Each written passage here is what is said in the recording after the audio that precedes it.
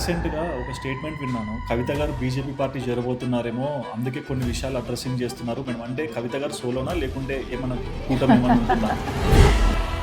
Okay madam, TRS అంట కదా madam party పేరు ఏదో మేము టీమ్ టీ అండి, తెలంగాణ టీం.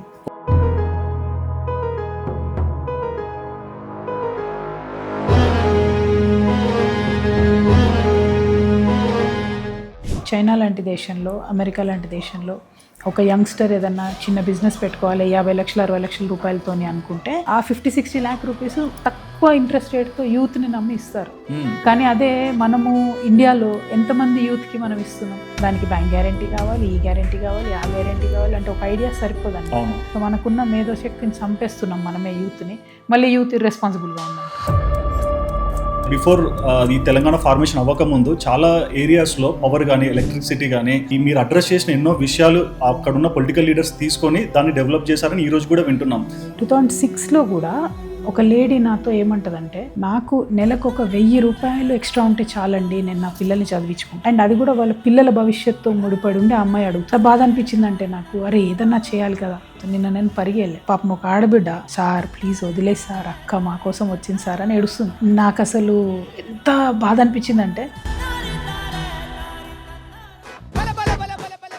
కవిత గారు వచ్చాక బతుకమ్మ ఒక ఈవెంట్ కల్చరల్ గా బాగా ఎవాల్వ్ అయిపోయింది. ప్రతి సంవత్సరం కూడా మేము కోర్టులో కేసు వేసి ట్యాంక్ బండ్ మీద పర్మిషన్ తీసుకొని ఆడేవాళ్ళం. వేలాది మంది వచ్చేవాళ్ళం, చాలా బాగుండేది.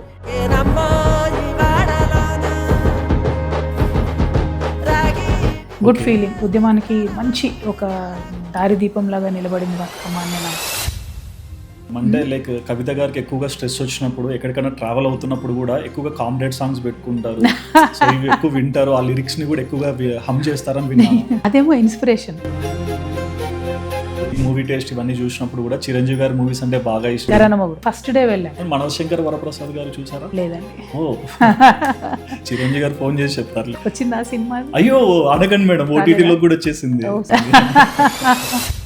ఓయూలో ఉన్న స్టూడెంట్స్ ఒకప్పుడు ఎవరైతే ఉద్యమానికి సపోర్ట్ చేశారో వాళ్ళే కొంచెం అప్పుడున్న బీఆర్ఎస్ పార్టీకి యాంటీగా మాట్లాడడం మొదలు పెట్టారు. సో ఈ డిస్క్రిమినేషన్ ఎందుకు వచ్చింది మేడం ఆ టైంలో? బీఆర్ఎస్ పార్టీ నీళ్లు, నిధులు, నియామకాలు అంటే జాబ్స్. పిల్లలు అనుకున్న స్టేజ్ కి, ఆ స్థాయికి రీచ్ అవ్వలేకపోయారు ఎక్స్పెక్టేషన్స్. దాంతో స్టూడెంట్స్ రివోల్ట్ అయ్యారు.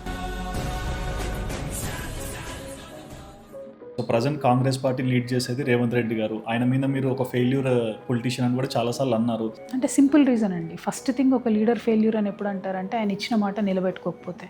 6 గ్యారెంటీలు ఇచ్చారు, అందులో 1/2 గ్యారెంటీ పూర్తి చేశారు. దారుణంగా సింగరేణిని దెబ్బ కొడతాం. అప్పుల పాలైంది అని చెప్పారు.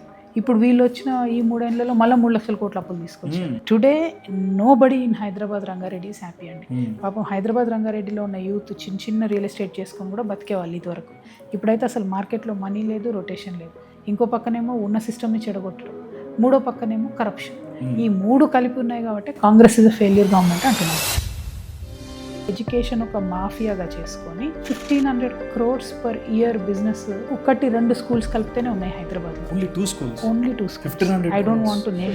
ఫ్యూచర్ సిటీ గురించి ఏం చెప్తారు? అది ఫ్యూచర్ లేని సిటీ అనుకుంటున్నాను. సో కవిత గారు ఇచ్చే మేనిఫెస్టో ఆఫ్టర్ 5 years మళ్ళీ ముందరకు వచ్చినప్పుడు అది చూపించి మాట్లాడతారా, ఇంకొక రకంగా మాట్లాడతారు? 5 yearsలో మీరు ఉంటారు, నేను ఉంటాను. 5 years తర్వాత డెఫినెట్గా నేను అధికారంలోకి వచ్చి ఉంటాను. చూపించుకొనే మాట్లాడతాను, పాయింట్ టు పాయింట్ మాట్లాడతాను. ఒక సామెత ఉంటుంది సుధీర్ గారు, old keys don't open new doors అంటారు. Exactly. So you certainly need a new methodology. కొత్త పద్ధతే కావాలి రాష్ట్రానికి. అటువంటి ఒక కొత్త పద్ధతి నేను ప్రపోజ్ చేయాలనుకుంటున్నాను కొత్త పార్టీ పెట్టిన తర్వాత. విమెన్ కుండే స్ట్రెంతే అది. విమెన్ చెప్పరు, చెప్తే చేస్తారు. సో నేను చెప్పేటివన్నీ ఖచ్చితంగా చేస్తాను.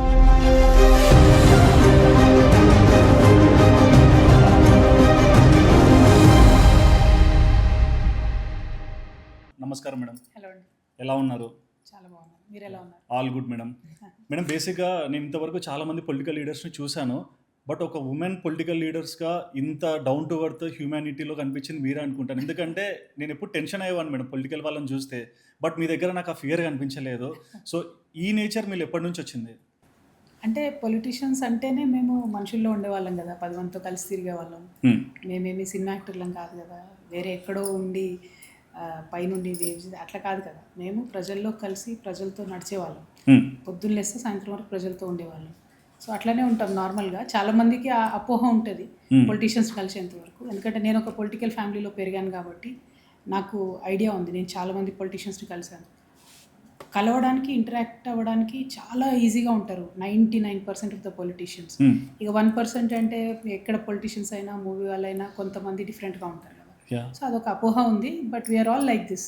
అట్లా లేకపోతే ప్రజా జీవితంలో ఉండడం అనేది ఇంపాసిబుల్. మేడం, కొత్త పార్టీ, కొత్త ఆలోచనలు, కొత్త స్ఫూర్తి. ముందుగా మీకు all the best madam. Thank you. కానీ ప్రజెంట్ తెలంగాణలో అంటే పాలిటిక్స్ అంటే చాలా హీటెడ్ ఆర్గ్యుమెంట్ లాగా కనిపిస్తున్నాయి. ఈ టైంలో ఒక కొత్త పార్టీని తీసుకొచ్చి దాన్ని నడిపించగలనని మీరు ఎలా అనుకుంటున్నారు? అంటే ఎప్పుడైనా పాలిటిక్స్ అంటే హీటే ఉంటుంది. ఎప్పుడైనా పాలిటిక్స్ అంటే ప్రజా సమస్యలు కాబట్టి ఇబ్బందిగానే ఉంటుంది. కాకపోతే ప్రజల మధ్యలో ఉండి కంటిన్యూస్గా సమస్యల మీద పోరాటం చేసే వాళ్ళకి స్పేస్ ఉంటుంది. అదేవిధంగా అధికారంలో ఉన్నప్పుడు ప్రజలు అడగకముందే పనులు చేసే వాళ్ళకు లాంగ్ లైఫ్ ఉంటుంది. అవి మనం చూస్తూ వచ్చినాం పాలిటిక్స్లో. సో ఇప్పుడున్న తెలంగాణ పాలిటిక్స్లో ఏంటంటే, ఇప్పుడున్న ప్రస్తుతం కాంగ్రెస్ గవర్నమెంట్ ఏమో ప్రజలకు ఇచ్చిన ప్రామిసెస్ అన్నిటినీ మర్చిపోయింది. ఆపోజిషన్లో ఉన్న బీఆర్ఎస్ కానీ, బీజేపీ కానీ అసలు ప్రశ్నించడం మర్చిపోయారు. ప్రభుత్వాన్ని, ప్రజల పక్షాన్ని నిలబడి ప్రశ్నించడం మర్చిపోయారు. So there is a huge gap. ప్రజలందరూ కూడా వెయిట్ చేస్తున్నారు. సరే పోనీ బీజేపీ మాట్లాడినా, బీఆర్ఎస్ మాట్లాడినా, కాంగ్రెస్ మాట్లాడినా ఏం మాట్లాడుతున్నారంటే, ఇటువైపు నుంచి ఒకరు తిడితే అటువైపు నుండి ఇంకొకరు తిడుతున్నారు. వీళ్ళను వ్యక్తులుగా ఒకరినొకరు తిట్టుకోవడం తప్పితే అసలు ఇష్యూ ఏంటి, ఇష్యూ ఎందుకు ఇంత పాడైపోయింది, దీనివల్ల ఎంతమంది ప్రజలు ఇబ్బంది పడుతున్నారు, దీనికి సొల్యూషన్ ఏంటి, ఇట్లా కన్స్ట్రక్టివ్గా ఆలోచించే వాళ్ళు లేరు. So I want to do that. I want to do very positive politics, very constructive politics. ఒక పాజిటివ్ పద్ధతిలో సరే ఇష్యూ ఇది అయిందబ్బా, ఏదో డిఫికల్ట్ అయింది, ఏదో ప్రాబ్లం అయింది, దాన్ని ఎట్లా అడ్రస్ చేయాలి, దాని మార్గం ఏంటి, దాని సొల్యూషన్ ఏంటి, అన్నిటికన్నా ఎక్కువ టైం బౌండ్, టైంలో సో అండ్ సో టైంలో జరగాలి. ఇప్పుడు ఉదాహరణకి మొన్న ఖమ్మంలో అండి 750 ఇండ్లు కూలగొట్టేసింది గవర్నమెంట్ వెళ్ళి. సో నేను మాతో పాటు డిఎస్పీ పార్టీ నుండి విశారదన్ గారు వెళ్ళి అక్కడ కూర్చొని దీక్ష చేసి ప్రభుత్వాన్ని ఫోర్స్ చేయడం ద్వారా 300 మందికి అక్కడే మళ్ళీ ఇండ్లు ఇచ్చారు. ఇంకొక 100 మందికి వేరే చోటు ఇస్తామన్నారు. సో మేము పట్టుబట్టింది ఏంటంటే, ఎక్కడ కూలగొట్టారో అక్కడే ఇవ్వండి, టైం బౌండ్ ఇవ్వండి అని చెప్పేసరికి గవర్నమెంట్ కూడా December 9th లోపు ఇస్తా అని చెప్పింది. సో మన ఇండియాలో ప్రాబ్లం ఏమైందంటే, ఒక హైవే స్టార్ట్ అవుతుంది, లేకపోతే ఒక ఫ్లైఓవర్ స్టార్ట్ అవుతుంది, 20 ఏళ్ళు కన్స్ట్రక్షన్ అవుతూనే ఉంటుంది. సో నువ్వు డబ్బులు పెడుతున్నావు, పెరుగుతుంది, డబ్బులు ప్రజలు డబ్బే కదా, ఇన్కన్వీనియన్స్ కూడా కదా, రోజు వస్తూ పోతూ 20 ఏళ్ళు తిట్టుకుంటుంటాం. పాయింట్ ఏంటంటే, టైం బౌండ్ సొల్యూషన్ అన్నది కొత్త పద్ధతి కావాలి పాలిటిక్స్లో. I'm going to advocate that. I'm going to make sure అట్లాంటి పాలిటిక్స్ రావాలి మన రాష్ట్రంలో. And we are happy to witness everything. Thank you. But madam, Telangana ఉద్యమం అంటే ప్రతి ఒక్కరికి ఒక ఎమోషన్. అండ్ 1969లో స్టార్ట్ అయిన ఉద్యమం ఆల్మోస్ట్ 45 years దాకా నడిచింది. అండ్ 2014లో మనకంటూ ఒక తెలంగాణ ఫార్మేషన్ డే వచ్చేసింది. ఆ టైంలో తెలంగాణ జాగృతి ద్వారా మీరు ఎన్నో విలేజెస్ కవర్ చేసి, అంటే బిఫోర్ ఈ తెలంగాణ ఫార్మేషన్ అవ్వకముందు చాలా ఏరియాస్లో పవర్ కానీ, ఎలక్ట్రిసిటీ కానీ, వాటర్ రిసోర్సెస్ కానీ, రోడ్స్ కానీ, బస్సెస్ కానీ ఇవన్నీ ఉండేటివి కాదు. బట్ జాగృతి ద్వారా ఈ మీరు అడ్రస్ చేసిన ఎన్నో విషయాలు అక్కడున్న పొలిటికల్ లీడర్స్ తీసుకొని దాన్ని డెవలప్ చేశారని ఈరోజు కూడా వింటున్నాం. సో మీరు అప్పుడు రీసెర్చ్ చేసి అడ్రస్ చేసిన విషయాలు ఏంటి? ఫస్ట్ ఆఫ్ ఆల్ సుధీర్ గారు, యూ షుడ్ నో, తెలంగాణ గడ్డ అనేది దాదాపు ఒక 700 సంవత్సరాల నుంచి పోరాటాల చరిత్రనే. ఇప్పుడు ఏదైతే మనం సమ్మక్క సారక్క గురించి మాట్లాడుకుంటామో, కాకతీయ రాజులకు వ్యతిరేకంగా పోరాడినటువంటి చరిత్ర, తర్వాత కొమరం భీం చరిత్ర, తర్వాత నిజాం రాజు ఉన్నటువంటి సందర్భంలో రాచరికానికి వ్యతిరేకంగా 1948లో పోరాట చరిత్ర, ఆ తర్వాత ఇండియన్ యూనియన్లో విలీనమైన తర్వాత 1952లో ఇడ్లీ సాంబార్ గోబ్యాక్ అని ఫస్ట్ టైం తెలంగాణ అస్తిత్వానికి క్వశ్చన్గా, తెలంగాణ అస్తిత్వాన్ని ప్రశ్నిస్తూ మా మనుగడ ఏమైపోతుందని బాధతో వచ్చిన ఉద్యమం 52. ఆ తర్వాత 1969 విద్యార్థులందరూ కూడా మా అవకాశాలు వెళ్ళిపోతున్నాయని చేసినటువంటి ఉద్యమం. ఆ తర్వాత అనేక మంది నక్సలైట్లోకి వెళ్ళి, మావోయిస్ట్ పార్టీలోకి వెళ్ళి రక్తసిక్తం అయిపోయింది తెలంగాణ నేల. ఆ తర్వాత మలిదశ తెలంగాణ ఉద్యమం. దానికన్నా ముందు కూడా 1997 నుంచి అనేక మంది మేధావులు, జయశంకర్ సార్ లాంటి వాళ్ళు, అనేక మంది బియ్యాల జనార్దన్ రావు గారు, వీళ్ళందరూ తెలంగాణ ఉద్యమాన్ని ప్రమోట్ చేయడం. తర్వాత 2001లో పార్టీ, టీఆర్ఎస్ పార్టీ రావడం, అట్లా మలిదశ తెలంగాణ ఉద్యమం అంతా ముందుకు వచ్చింది. అంటే ఈ గడ్డ చరిత్ర అంతా కూడా ఇక్కడ ఉన్న వారికి ఒక ప్రత్యేకమైన ఆలోచన సరళి ఉండడం, ఒక ఆత్మగౌరవాన్ని అత్యంత ఇంపార్టెన్స్ ఇవ్వడం ఎందుకుంటుందంటే, ఈ ఫైటింగ్ స్పిరిట్ ఉంటుంది మా దగ్గర తెలంగాణలో. అది ఈ 700 ఇయర్స్లో విట్నెస్ చేస్తూ వచ్చినాం. అది ఎప్పుడు కూడా మాకు స్పిరిట్ ఇస్తూ ఉంటుంది. తెలంగాణ ఉద్యమంలో మేము పోరాడినాం అంటే మాకన్నా ముందు 1948లో పోరాటం చేసిన చాకలైలమ్మ, దొడ్డి కొమరయ్య వాళ్ళ స్పిరిట్తోని ఫైట్ చేసినాం. రాణి రుద్రమదేవి స్పిరిట్తో ఫైట్ చేసినాం. సో ఆ ఫైట్ చేస్తున్నటువంటి సందర్భంలో ఇంట్రెస్టింగ్ ఉంటుండే. అంటే తెలంగాణ సపరేట్ స్టేట్ కావాలని కొట్లాడడం ఒక పక్క అయితే, ఇంకొక పక్క బేసిక్ అమ్యూనిటీస్ లేవు. నేను 2006లో, ఇది 2026, 20 ఇయర్స్ క్రితం మాట చెప్తున్నా, 2006లో కేసీఆర్ గారు రిజైన్ చేశారు ఎంపీగా. రిజైన్ చేస్తే అక్కడ నేను ప్రచారం చేద్దామని వెళ్ళాను. 2006లో కూడా ఒక లేడీ నాతో ఏమంటుందంటే, నాకు నెలకు ఒక 1000 రూపాయలు ఎక్స్ట్రా ఉంటే చాలండి, నేను నా పిల్లల్ని చదివించుకుంటా. అంటే నేను అప్పటికే అమెరికాకి వెళ్ళి చదువుకొని వచ్చి పిల్లలు పెళ్ళి అట్లా కొంచెం బిజినెస్ సెటిల్ అయిన.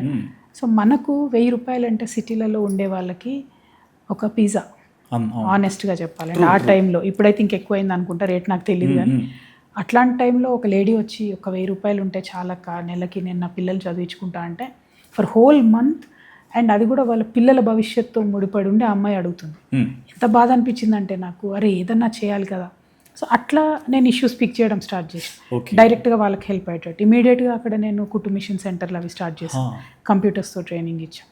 ఆ తర్వాత ఇంకొక ఊరికి వెళ్ళినప్పుడు ఈ గొర్రెల కాపర్లు ఉంటారు కదా, యాదవ కుర్మ సోదరులు, వాళ్ళు ఏమన్నారంటే, మా దగ్గర పొలం ఉంటుంది, మేము గొర్రెలు కాస్తూ ఉంటాం, మా దగ్గర చాలా జీవాలు ఉంటాయి, అయినా సరే బ్యాంక్ మేనేజర్ అనేవాడు మమ్మల్ని గేట్ కూడా ఎక్కనియడు, మెట్లు కూడా ఎక్కనియడు, మాకు we can't access the bank. నేను సర్ప్రైజ్, అదేంటి అన్నీ ఉంటే ఎందుకు అంటే కొన్ని కమ్యూనిటీస్కి అసలు యాక్సెసే ఉండదు అనమాట. ఎందుకంటే ఆ ట్రాక్ రికార్డు, చదువు ఇవన్నీ కూడా ఉండాలి అనేటటువంటి. సో అప్పుడు గొర్రెల కాపర్ల తరఫున నేను బ్యాంక్లో లోన్స్ ఇవ్వాల్సిందే అని 6 months ఫైట్ చేసాను. అసలు రిజల్ట్ రావట్లేదు. ఇంకా చిరాకు వచ్చి, నేను నా ప్రాపర్టీ పెడతాను, నువ్వు నాకు లోన్ ఇవ్వు, ఈ సొసైటీలో 1200 మంది ఉన్నారు అని ఫైట్ చేసాం. అది అప్పుడు కొడంగల్, ఇప్పుడు ముఖ్యమంత్రి గారి కాన్స్టిట్యున్సీ, అక్కడ గార్డ్స్ అని ఒక NGO ఉండేది, వాళ్ళతో చేసిన ఫైట్లో అప్పుడు చాలా ప్రయత్నం చేసాం. అట్లా ఒక్కొక్క చోట ఇంటర్వెన్షన్ చేసుకుంటూ వెళ్ళాం.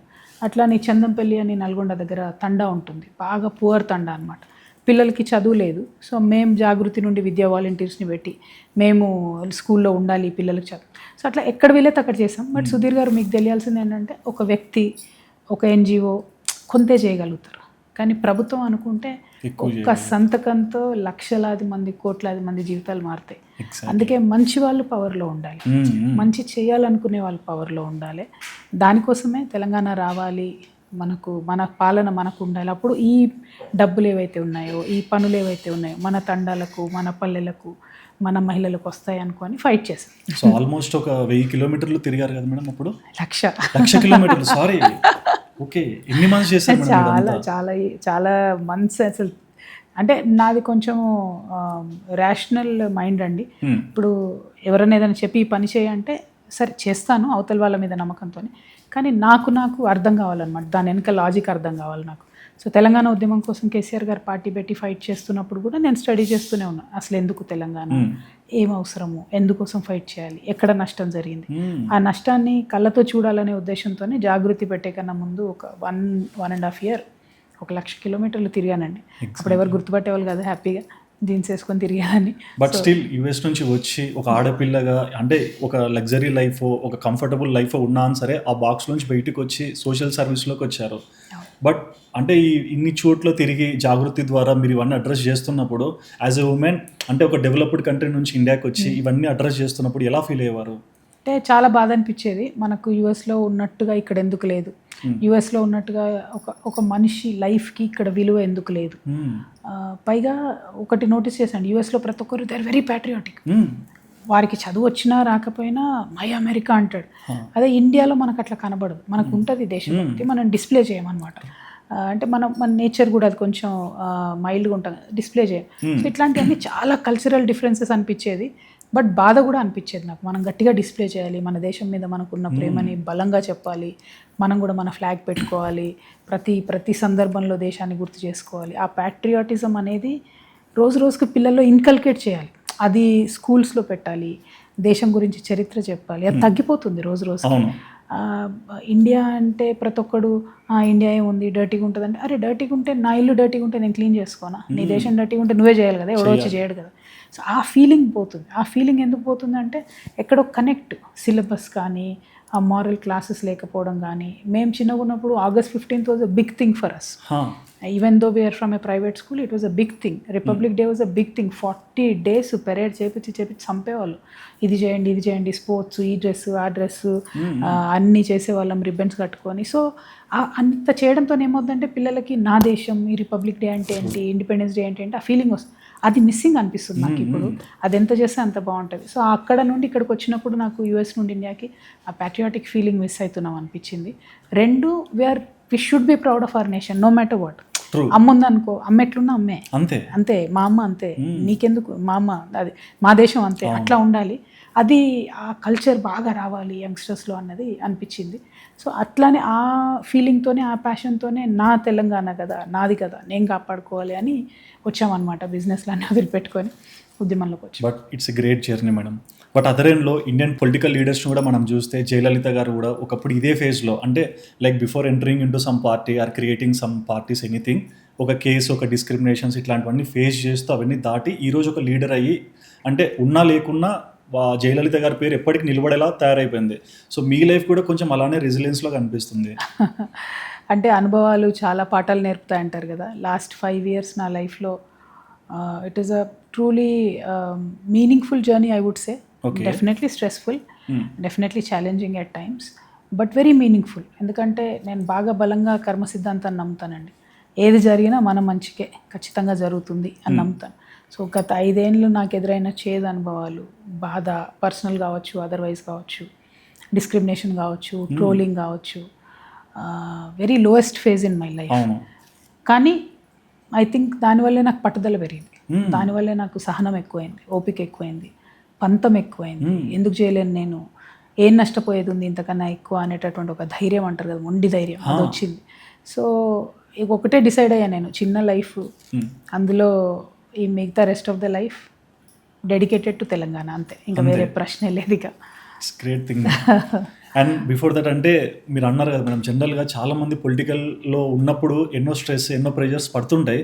సో ఇలాంటి స్ట్రెస్ టైం ఇలాంటివి వచ్చినప్పుడు వీటి నుంచి కమ్అట్ అవ్వడానికి ఈ లీజర్ పీరియడ్ని ఎలా మీరు షెడ్యూల్ చేసుకుంటారు? అంటే 2 విషయాలండి. ఒకటి, మార్నింగ్ రొటీన్ వెరీ ఇంపార్టెంట్. ఖచ్చితంగా యోగా చేయాల్సిందే, మెడిటేషన్ చేయాల్సిందే, ఎక్సర్సైజ్ చేయాల్సిందే. అది అలవాటు, చాలా ఏండ్ల నుంచి అలవాటు, చిన్నప్పటి నుంచి అలవాటు. I'm early raiser. Even 9th 10th క్లాస్లో కూడా 3 o'clock లేసి కూర్చొని హ్యాపీగా మారుతున్న రంగులు చూసేదాన్ని, ఆకాశంలో ఎక్కువ. So I'm very very very morning person. ఆ టైం ఒక 3-4 hours మన టైం మనకు ఉంటే rest of the day will take care of it self. So I can go on, నాకేమీ అసలు అలసట అన్నది ఉండదు ఎప్పుడు కూడా. అంటే నేను ఒకటి విన్నాను మేడం, అంటే లైక్ కవిత గారికి ఎక్కువగా స్ట్రెస్ వచ్చినప్పుడు, ఎక్కడికైనా ట్రావెల్ అవుతున్నప్పుడు కూడా ఎక్కువగా కామ్రేడ్ సాంగ్స్ పెట్టుకుంటారు. సో ఇవి ఎక్కువ వింటారు, ఆ లిరిక్స్ని కూడా ఎక్కువగా హమ్ చేస్తారని విన్నాను. సో ఏంటి మేడం అది? అదేమో ఇన్స్పిరేషన్, అదేమో ఎస్పెషలీ ఉద్యమ గీతాలు వింటుంటే ఇన్స్పిరేషన్ వస్తూ ఉంటుంది. ఇప్పుడు విప్లవ గీతాలు కావచ్చు, తెలంగాణ ఉద్యమ గీతాలు కావచ్చు, దేశభక్తి గీతాలు కావచ్చు, వింటున్న కొద్దీ ఒక డైరెక్షన్, ఒక sense of purpose constantly reminding you that you are here to do something అన్నట్టు. సో కార్ జర్నీ మొత్తం అదే, మా సగం జీవితం కార్లోనే గడిచిపోతుంది కదా. సో ఆ జర్నీలో చాలా మటుకు ఉంటుంది, సగం వర్క్ ఉంటే సగం పాటలు ఉంటాయి. But that is only for more inspiration. But basic అంటే చాలామంది ఇళ్లలో చూస్తుంటాం ఫీమేల్ని ఇంట్లో పనులన్నీ క్రియేట్ చేసి, ఒక హస్బెండ్కి వైఫ్ కానీ, పిల్లలకి తల్లిగా కానీ, ఇవి చేయడానికి కొంచెం స్ట్రెస్ అవుతుంటారు, అవి మర్చిపోతుంటారు కూడా. బట్ మీరు ఇన్ అండ్ అవుట్, అంటే సొసైటీ రెస్పాన్సిబిలిటీ, ఇంట్లో రెస్పాన్సిబిలిటీ రెండు బ్యాలెన్స్ చేయాలంటే కొంచెం స్ట్రెస్ అవ్వరా మేడం? ఎక్కువ అవుతాము, కాకపోతే ఆర్గనైజ్ చేసుకోవాలి, ఎస్పెషలీ కంపార్ట్మెంటలైజ్ చేసుకోవాలి లైఫ్ని. అది నేను చాలా చిన్నప్పటి నుంచి అట్లా ఉంటాను. సో నా పని ఏది ఎప్పుడు జరగాలి అప్పుడు జరిగిపోతూ ఉంటుంది. Luckily for me, my husband is very understanding. Exactly. మా ఫ్యామిలీ చాలా సపోర్టివ్. కిడ్స్ కూడా ఇప్పుడు ఇంకా సపోర్టివ్గా, ఇంకా ముందుకు వచ్చి నా పనిలో కూడా హెల్ప్ చేస్తున్నారు. సో అట్లా అన్ని విధాలుగా ఎట్లా చూసినా ఆ ఒక సపోర్టింగ్ నెట్వర్క్ ఉంది. 2, నా ప్లానింగ్ కూడా ఉంటుంది దాంతోపాటు. So it's easy, not very hard. But మీరు ఇందాక మాట అన్నారు, ఇంట్లో చేయడానికే టెన్షన్ పడుతుంటారని. But it is a big job, I'm telling you. Being a home maker, house వైఫ్గా ఉండడం అన్నది చాలా కష్టమైన పని. ఎందుకంటే అసలు మన పర్సనాలిటీ ఉండదు హౌస్ వైఫ్ అన్నప్పుడు. నువ్వు లేచి ఫస్ట్ పిల్లల్ని రెడీ చేసి పంపి, తర్వాత భర్తని రెడీ చేసి పంపి, తర్వాత నువ్వు తింటే మళ్ళీ వెయిట్ చేయాలి వాళ్ళు ఎప్పుడు వస్తారు. అవును. వాళ్ళు వచ్చేటప్పటికి ఏం రెడీ చేసి పెట్టాలా, మళ్ళీ భర్త వచ్చేటప్పటికి ఏం రెడీ చేసి పెట్టాలా. సో లైఫ్ అంతా పక్క వాళ్ళ కోసమే పరిగెడుతున్నట్టు అనిపిస్తుంది నాకు. సో అందుకే మా మహిళలకు కూడా నేను రిక్వెస్ట్ చేస్తున్నాను, మీరు మీ రెస్పాన్సిబిలిటీస్ అయిపోయాక, పిల్లలు ఇంటర్మీడియట్ డిగ్రీకో లేకపోతే 10th అయిపోయాక కంపల్సరీ సోషల్ సర్వీస్ చేయండి, పాలిటిక్స్లోకి రండి, change the state, change the world. ఎందుకంటే ఆ టైము మనకు పిల్లలు వాళ్ళు ఫ్రీ అయిపోయాక, if you are already a home maker, చాలా మంచి టైం అది. సమాజానికి కొంత పని చేసినా కూడా చాలా లాభం అవుతుంది. మనకు కూడా ఒక సెన్స్ ఆఫ్ పర్పస్ వస్తుంది, లైఫ్ స్పాన్ పెరుగుతుంది, మెమరీ బాగుంటుంది, హెల్త్ బాగుంటుంది. బయట ప్రపంచానికి మీరు చేసేటటువంటి హెల్ప్తో సమాజం కూడా బాగుంటుంది. So I welcome all the women who are done with their responsibilities. Please join Jagruthi. And another thing madam, అంటే ఫిమేల్ పర్స్పెక్టివ్లో సొసైటీలోకి వెళ్ళి సోషల్ సర్వీస్ చేయాలనుకున్నాను సరే, ఇంట్లో ఉన్న సపోర్ట్ చాలా కావాలి. సో ఫ్యామిలీ బాండింగ్ ఎలా ఉంటుంది, హస్బెండ్ కానీ కిడ్ కానీ, అండ్ ముద్దుగా మన పెట్ గురించి కానీ ఏం చెప్తారు? అంటే ప్రధానంగా ఒకటంటే అండి, మన నోరు మంచిదైతే ఊరు మంచిదవుతుంది అని ఒక సామెత ఉంది. మనం ఎట్లా ఉంటే మనతో అవతల వాళ్ళు అట్లా ఉండే అవకాశం ఉంటుంది. అది ఇంటిమేట్ రిలేషన్షిప్ అయినా సరే, పెట్తో రిలేషన్షిప్ అయినా సరే, సమాజంతో రిలేషన్షిప్ అయినా సరే. సో మనకు కూడా ఓపిక ఉండాలి, మనకు కూడా అండర్స్టాండింగ్ ఉండాలి. సరే ఎన్ని చేసినా కొంతమంది మారరు, అది 1-2% అట్లా ఉంటారు. అది మన దురదృష్టం, వాళ్ళ దురదృష్టం అనుకోవాలి. బట్ మనం ఓపికగా నర్చర్ చేసుకుంటే ఇంట్లో కూడా సపోర్ట్ సిస్టమ్ అలాగే వస్తుంది. ఇప్పుడు నేను నా పెళ్ళైన దగ్గర నుంచి కూడా ఎప్పుడు కూడా మాకు సపోర్ట్ లేదు అన్నట్టు లేదు. అట్లానే నేను కూడా అట్లానే సపోర్టివ్గా ఉంటాను, హస్బెండ్కైనా ఇన్లాస్కైనా ఎవరికైనా. సో అది గివ్ అండ్ టేక్ లాగా ఉంటుంది. సన్తో బాండింగ్, ఇద్దరు అబ్బాయిలండి నాకు, పెద్ద బాబు చిన్న బాబు ఇద్దరు, Aditya Arya. They are also చిన్నప్పటి నుంచి కూడా వాళ్ళను నేను అడల్ట్స్ లాగానే ట్రీట్ చేశాను. ఎప్పుడు అట్లా చిన్నపిల్లలే అన్నట్టు డిస్కౌంట్ చేయడం కానీ, వాళ్ళ ఒపీనియన్స్ రెస్పెక్ట్ చేయకపోవడం కానీ లేదు. So it's very nice, very good. Friends అనను కానీ వెరీ ఫ్రెండ్లీగా ఉంటాము. ఎందుకంటే ఫ్రెండ్స్ ఆనర్లోకి వెళ్తే మళ్ళీ అమ్మని లైట్ తీసుకుంటారు. అంటే ఇంట్లో అమ్మగా చూడొచ్చు, బయటికి వెళ్తే 10 మందికి సోషల్ సర్వీస్ చేసి ఒక పొలిటికల్ పార్టీ లీడర్ లేకుంటే ఒక పెద్ద పొలిటికల్ ఫ్యామిలీ నుంచి వచ్చిన ఒక అమ్మాయిగాను వీళ్ళు చూసి అర్థం చేసుకోవాలి కదా. So how did tune up madam from childhood, అంటే ఎలా చెప్పేవాళ్ళు ఒక అమ్మగా? అంటే ఫస్ట్ టీచర్ మదరే అండి, ఏదేమన్నా కానీ. మదర్, ఏ ఫ్యామిలీ, ఇవన్నీ మ్యాటర్ కావు. ఫస్ట్ టీచర్ అనేది అమ్మ. అమ్మ ఇట్లా కాదు నాన్న నువ్వు ఇట్లా ఉండు అని చెప్తే మారనటువంటి పిల్ల ఉండదు, అబ్బాయి అయినా అమ్మాయి అయినా. సో నేను ఆ కమ్యూనికేషన్లో చాలా స్ట్రాంగ్గా బిలీవ్ చేస్తాను. ఫస్ట్ నుంచి కమ్యూనికేట్ చేస్తూనే వస్తున్నా కిడ్స్కి నేను, ఏది బాగుంటుంది లైఫ్లో, ఏది బాగుండాలి అని. సో మెచ్యూరిటీ అనేది రావాలి అంటే mother first, major role, next father of course. And ఎక్కువగా మూవీస్లో కూడా, అంటే మీకు మూవీ టేస్ట్ ఇవన్నీ చూసినప్పుడు కూడా చిరంజీవి గారి మూవీస్ అంటే బాగా ఇష్టము. ఎక్కువగా ఆయన మూవీస్ చూడడానికి ప్రత్యేకంగా టైం పెట్టుకొని థియేటర్కి వెళ్ళి చూసేవాళ్ళని విన్నాను. ఒకప్పుడు అంటే సోషల్ లైఫ్లో అంత అంటే ప్రైవేట్ స్పేస్ అంత అంటే డిస్టర్బ్ అయ్యేది కాదు కాబట్టి హ్యాపీగా వెళ్ళి వచ్చేవాళ్ళం. బట్ ఇప్పుడు ప్రైవేట్ స్పేస్ ఎక్కువ, ఎక్కడికి వెళ్ళినా ఫోన్ తీస్తారు, వీడియో తీస్తారు, ఏదో ఒకటి జరుగుతుంటుంది తెలుసో తెలియకో. సో ఇప్పుడు ఎలా ఫీల్ అవుతుంటారు? అండ్ చిరంజీవి గారి మీద మీ అభిప్రాయం ఏంటి, ఆ మూవీస్ ఇవన్నీ ఇంట్రెస్ట్ రావడానికి? అంటే ఒకటండి, నేను లాస్ట్ 20 years నుంచి పబ్లిక్ లైఫ్లోనే ఉన్నాను. సో ఎక్కడికి వెళ్ళినా మనకు కొంచెం ప్రైవసీ అనేది తగ్గుతుంది. బట్ ఇట్స్ ఓకే, చెప్తున్నా కదా జనంలో ఉండేవాళ్ళం కాబట్టి పెద్దగా ఏమీ అనిపించదు. మూవీకి, పిల్లలకి ఇంపార్టెంట్ అనుకున్న ఈవెంట్స్కి, పిల్లల స్కూల్స్కి నేనేం మొహమాటం లేకుండా హ్యాపీగా వెళ్ళిపోతాను. డజంట్ మ్యాటర్, బికాస్ నేను ఏంటి అన్నది ఇంపార్టెంట్ కాదు, నా కిడ్ లైఫ్లో ఆ టైంలో నేను ఉండాలన్నది ఇంపార్టెంట్. కాబట్టి ప్రతి event I try to attend, స్కూల్స్లో కానీ ఎక్కడ కానీ. ఎంటర్టైన్మెంట్ అంటే మూవీస్ పెద్ద ఈ మధ్య ఏం పెద్ద నచ్చట్లే కూడా. మనోజ్ వరప్రసాద్ గారు చూసారా? లేదండి. ఓ చిరంజీవి గారు ఫోన్ చేసి చెప్తారు. నేను అడుగుతాను ఎలా ఉంది మూవీ, వచ్చిందా సినిమా? అయ్యో అడగండి మేడం, ఓటీటీలో కూడా వచ్చేసింది. చిరంజీవి గారు లాంగ్ టైం తర్వాత మంచి కంబ్యాక్ ఇచ్చారు. అంటే చూడలేదు కదా మేడం ఈ బిజీ హెక్టిక్ షెడ్యూల్ వల్ల. అప్పట్లో చిరంజీవి గారి మూవీస్ కానీ లేకుంటే ఏదైనా థియేటర్ ఎక్స్పీరియన్స్ మూవీస్ మీరు ఎలా చూసారు? అది నేను ఆ సినిమా ఉంటుంది చూడు, బంగారు కోడి పెట్ట పాట ఉంటుంది, గరానమగుడు, అది థియేటర్కి వెళ్ళాము. అది ఫస్ట్ డే వెళ్ళాము. అమ్మా అసలు తర్వాత అనుకున్నా, అమ్మా ఆ వైబ్, ఆ నాయిస్, అసలు ఆ పేపర్లు ఎగిరేయడం బాగుండే. It was good feeling. But అంటే ఒక ఆడిటోరియంలో ఒక 100 మందో 200 మందో కూర్చొని ఒక మూవీని ఎంజాయ్ చేస్తారు. బట్ ఒక పబ్లిక్ మీటింగ్స్ లో మీరు ఎప్పుడైనా బయటకు వచ్చి మాట్లాడినప్పుడు 1000 మందో 1,00,000 మందో కనిపిస్తుంటారు కదా, ఆ వైబ్ చూసినప్పుడు ఎలా కంపేర్ చేస్తారు? ఇదేమో ప్రజల నుంచి వచ్చేటటువంటి పాజిటివ్ వైబ్ కదా, ఇది ఇంకా పవర్ఫుల్ ఉంటుంది. ఎందుకంటే ఈ ప్రజల నుంచి వచ్చే వైబ్ ఏమో మార్పు తీసుకొస్తుంది, ఈ మూవీస్ నుంచి వచ్చే వైబ్ ఏమో ఎంటర్టైన్మెంట్, మనకు ఒక కొత్త స్పిరిట్, కొత్త energy to serve people more. So రెండు డిఫరెంట్. కానీ దేని దానికే ప్రజలు వేలాది మంది కలిసినప్పుడు ఉండే ఆ ఆరా ఆ ఫీల్ చాలా బాగుంటుంది. అండ్ మీ నుంచి నేను పర్సనల్ ఒకటి గమనించాను మేడం, అంటే సొసైటీలో చాలా మంది ఏదైనా చేయాలనుకున్నా సరే క్యాస్ట్నో రిలీజియన్ సమ్ కైండ్ ఆఫ్ థింగ్స్ని అడ్రస్ చేస్తూ ఒక పాపులారిటీని ఒక అడ్రస్సింగ్ చేస్తారు. బట్ కవిత గారు వచ్చాక బతుకమ్మ అనే ఒక ఈవెంట్ కల్చరల్గా బాగా ఎవాల్వ్ అయిపోయింది. ఈవెన్ ఈరోజు ఒక తెలంగాణ రీజియనే కాదు, దుబాయ్లో కానీ యూఎస్లో కానీ ఇది చేయాలి, స్పెషల్ ఇక్కడ నుంచి తీసుకెళ్ళాలి, కళాకారుల్ని గౌరవించాలని అడ్రస్సింగ్ స్టేజ్కి తీసుకొచ్చారు. సో ఈ థియరీ మొత్తం ఎలా అనిపిస్తుంది, అంటే ఇంత యునైటెడ్గా దీన్ని ఇంత స్టేజ్కి తీసుకొచ్చారు కదా? అంటే దీనికి ఉద్యమమే ఇన్స్పిరేషన్ అండి. తెలంగాణ ఉద్యమాన్ని ముందుకు తీసుకెళ్ళాలి అన్నప్పుడు అప్పుడు మన కళ్ళ ముందు ఉన్నది ఇండియన్ ఇండిపెండెన్స్ మూమెంట్. సో అది స్టడీ చేసినప్పుడు బాల్ గంగాధర్ తిలక్ గారు వినాయక ఉత్సవాలు పెట్టి అందరినీ గ్యాదర్ చేసి ఇండియాకి ఇండిపెండెన్స్ ఎందుకు కావాలని చెప్పేవారు అనమాట ఆయన. సో అదర్వైజ్ గ్యాదరింగ్ కష్టము, బ్రిటిష్ వాళ్ళ ఆంక్షలు ఉండేవి కాబట్టి.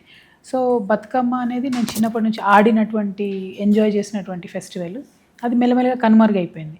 సో అప్పుడు నాకు అనిపించింది తిలక్ గారి లాగా నేను కూడా బతుకమ్మని సెంటర్ పాయింట్ చేసి విమెన్ని గ్యాదర్ చేసి తెలంగాణ ఎందుకు, మన ఇండిజినస్ ఫెస్టివల్ ఇది, మనం పోగొట్టుకోకూడదు, మన పండగ, మన గౌరవం అనేటటువంటి అంశాలు చెప్పాలనే ఉద్దేశంతో ఫస్ట్ ప్రోగ్రామ్ డిజైన్ చేశాము. కాకపోతే నాకు అప్పుడున్న ఎక్స్పీరియన్స్ ఏంటంటే మెయిన్ స్ట్రీమ్ మీడియాలో బతుకమ్మ చూపించేవాళ్ళు కాదు. So main stream media, main stream పేపర్లో కూడా రిక్వెస్ట్ చేసి చూపించేటట్టు చేస్తే పాపులరైజ్ ఈజీగా అవుతుంది అనే ఉద్దేశంతో అట్లా చేశాము. God is bin kind. మా జాగృతి కార్యకర్తలు ఎక్స్ట్రీమ్లీ కష్టపడ్డారు. సో దానివల్ల చాలా సక్సెస్ అయింది. ప్రతి సంవత్సరం కూడా మేము కోర్టులో కేసు వేసి ట్యాంక్ బండ్ మీద పర్మిషన్ తీసుకొని ఆడేవాళ్ళం. వేలాది మంది వచ్చేవాళ్ళని, చాలా బాగుండేది. Good feeling. ఉద్యమానికి మంచి ఒక దారిదీపంలాగా నిలబడింది బతుకమ్మ అని నేను అనుకుంటున్నాను. అంటే జనరల్గా చూస్తుంటాం మేడం, అంటే ఎవరైనా ఏదైనా చేయాలనుకుంటున్నా ఇంకొక సైడ్ నుంచి కొంతమంది దిగ్గడానికి చూస్తుంటారు. సో కల్చర్ మీద, మన బతుకమ్మ మీద ఇలాంటివన్నీ మీరు ఒక స్టెప్ తీసుకొని డెవలప్ చేయాలనుకున్నప్పుడు ఏమైనా ఇబ్బందులు ఎదుర్కొన్నారా? చాలా అంటే సరే, తెలంగాణను వ్యతిరేకించే వాళ్ళు ఒక రకంగా ఇబ్బంది పెట్టారు. తెలంగాణలో ఉన్నటువంటి వారు, తెలంగాణ కోసం పనిచేసేటటువంటి వాళ్ళు ఇంకొక రకంగా ఇబ్బంది పెట్టారు. సో ఎట్లా ఇబ్బంది పెట్టినా అదేంటో మరి ఆ ఉద్యమం మహిమ ఏంటో తెలియదు, కానీ తట్టుకొని ముందుకే పోయినాం తప్ప వెనక్కి రాలే. కాకపోతే చాలా బాధ అనిపించిన అంశం ఏంటంటే, ఒక సంవత్సరం బతుకమ్మ చేయాలని ప్లాన్ చేస్తున్నటువంటి సందర్భంలో ఉస్మానియా యూనివర్సిటీలో విద్యార్థి ఒకరు ఆత్మహత్య చేసుకోవడం, విద్యార్థుల ఆత్మహత్యలు పెరుగుతున్నటువంటి సందర్భం. అప్పుడు చాలామంది ఒక పక్క విద్యార్థులు ఆత్మహత్య చేసుకుంటుంటే మీరు పండగలు చేసుకుంటారా అని మొదలుపెట్టారు. బట్ బతుకమ్మ అంటేనే అది పెద్దలకు నివాళిగా చేసే పండుగ అనమాట. పెత్తరమాస అంటారు, పెద్దవాళ్ళకు తద్దినాలు పెట్టి వాళ్ళని గుర్తు చేసుకునేటటువంటి పండుగ. సో ఈ పిల్లల్ని కూడా పేర్చే ప్రతి పువ్వులో ఈ పిల్లల్ని చూసుకుంటూ గుర్తు చేసుకుంటూ చేసుకోవాలని అనుకున్నాం. కానీ దాన్ని పొలిటిసైజ్ చేసి, దాన్ని పెద్ద రాద్ధాంతం చేసి, అక్కడ పిల్లలు చచ్చిపోతుంటే మీరు పండగలు చేస్తారా అంటే మనవాడు కూడా మన మీద రాయి వేయడం, అవతల వాడు కూడా మన మీద రాయి వేయడం, చాలా కష్టమైన సంవత్సరాలు. కానీ ఆ ఉద్యమం మహిమ చెప్తున్నా కదా, డ్రైవ్ చేస్తూనే వెళ్ళాము. యాక్సెప్టెన్స్ వచ్చింది. బతుకమ్మని కూడా బాగా అందరూ గౌరవించడం బాగా అనిపించింది. అండ్ అంటే ఏదన్నా మనము స్థాపించడం ఈజీ మేడం, కానీ దాని తర్వాత దాని ప్రాసెస్ ఎగ్జిక్యూట్ అవుతూ ఫర్దర్ జనరేషన్స్ కంటిన్యూ చేయడం కొంచెం కష్టం. ఈ రోజు మీరు నిలబడి ఆ రోజు మీ ఎఫర్ట్స్కి ఈ రోజు అది జరుగుతున్న రిజల్ట్స్ అన్ని చూస్తున్నప్పుడు how do you feel? It's great అండి. మీరు అన్నట్టు ఒక దగ్గర ఒకప్పుడు మేము ఎమ్మెల్యే క్వార్టర్స్లో ఉంటే మా మదర్ కూడా బతుకమ్మ ఆడి కిందికి వెళ్ళేద్దాం అంటే ఎక్కడ అసలు స్కోపే లేకుండే. అందుకని ఇంట్లోనే బతుకమ్మ వేసిన టైం నుంచి ఇప్పుడు ప్రతి ఒక్కరూ రెడీ అయ్యి డీజే పెట్టుకొని కాలనీలు ఫెస్టివల్ చేసుకోవడం అంటే ఇట్స్ లైక్ కంప్లీట్ ట్రాన్స్ఫర్మేషన్ అనమాట. Looks very nice. చాలా సంతోషం అనిపిస్తుంది. ఇదే తెలంగాణ ఫార్మేషన్ టైంలో ఎన్నో ఉద్యమాలు జరిగాయి. చాలామంది బయటకు వచ్చి ఇది మాకు కావాలి, ఇది మా రాష్ట్రం అని ఎంతో పోరాడారు. ఎండ్ ఆఫ్ ద డే సాధించారు. బట్ ఈ మిడిల్ గ్యాప్లో మీరు ఆ ఫేజ్ని ట్రావెల్ చేస్తున్నప్పుడు మీ చుట్టుపక్కల ఉన్న వాళ్ళ నుంచి ఏదైనా ఇబ్బందులు ఎదుర్కొన్నారా? క్వశ్చనింగ్ చేయడం కానీ, ఏదైనా ప్రశ్నించడం మీ మీదికి? నాట్ రియలీ అండి. అంటే ఇప్పుడు ఒక ఆర్గ్యుమెంట్, లాజికల్ ఆర్గ్యుమెంట్, ఒక న్యాయమైనటువంటి ఆర్గ్యుమెంట్ చేస్తున్నప్పుడు ఎదుటి వాళ్ళకి అర్థం కావడానికి టైం పడుతుంది. టైం పట్టిన టైంలో వాళ్ళ రెసిస్టెన్స్ కూడా అట్లే వస్తుంది. సో విపరీతంగా ఆంధ్ర మేధావులు కానీ, ఆంధ్ర ప్రజలు కానీ ఫస్ట్లో బాగా ఇరిటేట్ అయ్యేవాళ్ళు. ఇదేంటి తెలంగాణ ఏంటి విడగొడుతున్నారు తెలుగు వాళ్ళని. కానీ రిపీటెడ్గా ఎప్పుడైతే ఆ న్యాయబద్ధమైనటువంటి అంశాన్ని వివరించి చెప్పడం మొదలుపెట్టామో చాలామంది ఆంధ్ర ప్రజలు కూడా అర్థం చేసుకున్నారు. ఇన్ఫ్యాక్ట్ నాకున్న very very close friends, childhood friends, she's from Krishna. మేమిద్దరం కూడా ఆర్గ్యూ చేసుకునే వాళ్ళం టైంపాస్కి. కాకపోతే ఆర్గ్యుమెంట్ వేరు, ఫ్రెండ్షిప్ వేరు. ఆర్గ్యుమెంట్లో న్యాయం ఉంది, పొలిటికల్ ఆర్గ్యుమెంట్ అన్న దాంట్లో సరదాగా ఏడిపించుకునే వాళ్ళం మేమిద్దరం. పూరా నువ్వు ఆంధ్ర, నువ్వు తెలంగాణ, నువ్వు ఆంధ్ర అని చెప్పి భాష నేర్పించేదాన్ని, అది నా భాష, ఇది ఓకే, అక్కడ వరకు banter okay. But serious issues మీద మాత్రం ఎక్కడ కాంప్రమైజ్ అవ్వలేదు. చాలామంది ఇబ్బంది పెట్టే ప్రయత్నం చేశారు, చాలామంది బ్లేమ్ చేసే ప్రయత్నం చేశారు, రకరకాల నెగిటివ్ స్టోరీస్ వేసే ప్రయత్నం చేశారు. అవన్నీ ఇంపార్టెంట్ కాదు కదా. గోల్ ఏంటి? రాష్ట్రం రావాలి, దానికోసం ఫైట్ చేయాలి. ఎందుకంటే ఆ ఆకాంక్షలో న్యాయం ఉన్నది, ధర్మం ఉన్నది, కాబట్టి ఖచ్చితంగా ఫైట్ చేసాము, వచ్చింది. ఓకే. అండ్ మ్యారేజ్ లాంటి డెసిషన్స్ ప్రతి ఒక్కరి లైఫ్లో చాలా ఇంపార్టెంట్ కదా మేడం. సో మీ మ్యారేజ్ డెసిషన్స్ ఎలా జరిగాయి అండ్ అది ఫైనల్గా ఎలా ఎవాల్వ్ అయిపోయింది? అంటే మ్యారేజ్ ప్రాపర్లీ అరేంజ్ మ్యారేజ్ అండి. మా మేనమామ ఒకరు చూశారు, ఫస్ట్ చూసిన సంబంధమే అనిల్ గారిది. ఒకరికొకరం నచ్చాము, ఓకే అనుకున్నాము. 10 రోజుల్లో పెళ్ళి అయిపోయింది. తర్వాత 15 రోజులు ఆయన అమెరికా వెళ్ళిపోయారు, తర్వాత నేను వెళ్ళాను. సో అట్లా నార్మల్ టిపికల్ ఎన్ఆర్ఐ ఫ్యామిలీ లాగా కొన్ని రోజులు గడిచింది. తర్వాత ఫస్ట్ బాబు పుట్టాక ఇండియాకి వచ్చాం. వచ్చినప్పుడు అనిల్ గారు అన్నారు, ఇంతమందిని ఇక్కడ వదిలేసి మనం అక్కడ ఉండడం ఎందుకు అంటే, వెరీ క్విక్ డెసిషన్ తీసుకొని వి జస్ట్ స్టేట్ బ్యాక్ అనమాట. వచ్చిన తర్వాత అట్లా we came back to India and then అప్పటి నుంచి ఇక్కడ ఉన్నాం. అండ్ బిఫోర్ దట్ ఐటీలో వర్క్ చేశారు, నాసాలో కూడా ఇంటర్న్షిప్ చేశారు. సో ఇంత వర్క్ ఎక్స్పీరియన్స్ పెట్టుకొని అన్ని కాదనుకొని పబ్లిక్ డొమైన్లోకి వచ్చి వర్క్ చేస్తున్నారు కదా. సో ఎప్పుడన్నా అనిపించేదా నాకు ఎందుకు ఇదంతా హ్యాపీగా లగ్జరీగా కంఫర్టబుల్ లైఫ్ ఉంది కదా ముందర అనేసి? నాట్ ఎట్ ఆల్ అండి. నేను అంటే వచ్చే ముందు, పబ్లిక్ లైఫ్లోకి వచ్చే ముందు ఒక 4 months నేను మా హస్బెండ్ డిస్కషన్ చేసుకున్నాము. పొటెన్షియల్ ప్రాబ్లమ్స్ ఏం రావచ్చు, ఏం ఇబ్బందులు రావచ్చు, వచ్చినప్పుడు మనం ఎట్లా ఉండాలి, అనేకమైన అంశాలు వస్తాయి రాజకీయాల్లో. అందులో లేడీస్ బయటకు వెళ్తున్నారు అంటే starting from car to security to health to bathrooms ఉండవు కదా ఇండియాలో ఎక్కడంటే అక్కడ. ఎక్కడన్నా నువ్వు ట్రావెల్ చేస్తున్నప్పుడు రెస్ట్ రూమ్స్ ఎట్లా, ఇట్లాంటి మైన్యూట్ ఇష్యూస్ దగ్గర నుంచి ప్రతి ఒక్కటి మాట్లాడుకున్నాం. చాలా అండర్స్టాండింగ్తో ఆయన నన్ను ఎంకరేజ్ చేసి, లేదు లేదు నీకు ఆ జీల్ ఉంది, నీకు ఆ ఓపిక ఉంది, నువ్వు వెళ్ళు పబ్లిక్ లైఫ్లోకి అనుకున్న తర్వాతే జాగృతి స్టార్ట్ చేసాం. బయటంతా జయించి ఇంట్లో బాగాలేకపోతే ఏం బాగుంటుందని. సో ఫస్ట్ అండర్స్టాండింగ్, మన anchor point is our home. ఆ ఇల్లు బాగుంటే అన్నీ బాగుంటాయి. సో ఇప్పుడు నాకు గత 5 ఏళ్లలో వచ్చిన కష్టాలు, 6 నెలలు తీహార్లో ఉన్నా కూడా నేను ధైర్యంగా ఉండగలుగుతున్నా అంటే నా ఇల్లు బాగుంది, మా హస్బెండ్ ఫ్యామిలీ ఆ బాండ్ బాగుంది, కాబట్టి I can do anything. And sorry madam, అంటే ఇది అడ్రస్ చాలా ఉంది నాకు. తిహార్ గురించి అన్నారు కదా. సో ఈ జైల్ లైఫ్లో అనేది ఏంటంటే ఇబ్బందికరమైన సిచ్యువేషన్సే, కానీ మనం ఎక్కువగా మూవీస్లో చూడడం, బయట ప్యాటర్న్లో కూడా కొన్ని వింటుంటాము. అంటే ఇక్కడ సిచ్యువేషన్స్లో మనకు కావాల్సిందల్లా తెప్పించుకోవచ్చు, అన్ని యాక్సెసెస్ ఉంటాయని. కానీ అంత ఉన్నప్పటికీ కూడా మీరు అక్కడ ఉండి వాళ్ళు పెట్టిన ప్లేట్లోనే ఫుడ్ తినాలని ఎందుకు డిసైడ్ అయ్యారు? ఎందుకు అలాంటి పరిస్థితి? అంటే ఒక్కటండి, మన అక్కడికి వెళ్ళి చూసిన తర్వాత కోర్టులో కేసేసి ఇంటి ఫుడ్ అది ఇది అన్నారు, కానీ ఆ లేడీస్ని, ఆ వాతావరణాన్ని చూశాక నాకు ఐ డెంట్ ఫీల్ లైక్, ఎంత పావర్టీ అంటే, ఎంత పేదవాళ్ళు అంటే, చాలామంది పాపం అసలు బెయిల్ ఎప్పుడో వచ్చింది, డబ్బులు లేవు బెయిల్ కట్టడానికి, అట్లా ఉన్నారు నెలలు, సంవత్సరాలు. అట్లాంటి వాళ్ళకి చాలామందికి దేవుడి దయ వల్ల హెల్ప్ చేయగలిగాము. కొంతమందిని బయటికి వేయగలిగినాము, కొంతమందికి లాయర్స్ని పెట్టగలిగాము, అట్లా కొన్ని చేసాం పనులు. అక్కడ ఉండడం వల్ల కూడా మీ లైఫ్లో చాలా నేర్చుకున్నారు. ఓ యా, బెస్ట్ లెసన్స్ ఏమైనా నేర్చుకునింటా అంటే పబ్లిక్ లైఫ్లో, అంటే పేదరికం వినడం వేరు, అనుభవించడం వేరు. వాళ్ళని చూసి వాళ్ళ లైఫ్ స్టోరీస్ విన్న తర్వాత మాత్రం ఇంకా చాలా బలంగా అనిపించింది. చాలా పని చేయాలి ఉమెన్ కోసం ఎస్పెషలీ. పాపం భర్త కోసం, భర్త చేసిన నేరం నెత్తి మీద వేసుకొని వస్తారు చాలామంది లేడీస్. చాలామంది 90% లేడీస్ ఎట్లా అంటే చంపడం, భర్త చంపితే లేదా భర్త వల్ల ఏదన్నా హత్య జరిగితే ఆ నేరం వీళ్ళు వేసుకొని లోపలికి వస్తారనమాట. వచ్చాక ఎంత దారుణం అంటే భర్త చూడడానికి కూడా రాడు. అయ్యో, అట్లా భర్త రాక, పిల్లల్ని తీసుకురాక, అసలు ఫ్యామిలీలో అబాండన్ చేసిన లేడీస్ చాలామంది ఉంటారు. అంటే నార్మల్ ఫ్యామిలీ సడన్గా ఒక ఇన్సిడెంట్ అవుతుంది, వైఫ్ని లోపలేస్తారు, ఇంకా మళ్ళీ వదిలేసేస్తారు అనమాట. అట్లా ఎంతమంది ఉన్నారో అండి తిహార్లో, చాలా బాధ అనిపించింది. బట్ మీరు చెప్తున్నప్పుడు కూడా ఆడవాళ్ళు కుటుంబం అంటే తమ వంతు 100% ఇస్తారు, ఎక్కడ కూడా ఆలోచించరు.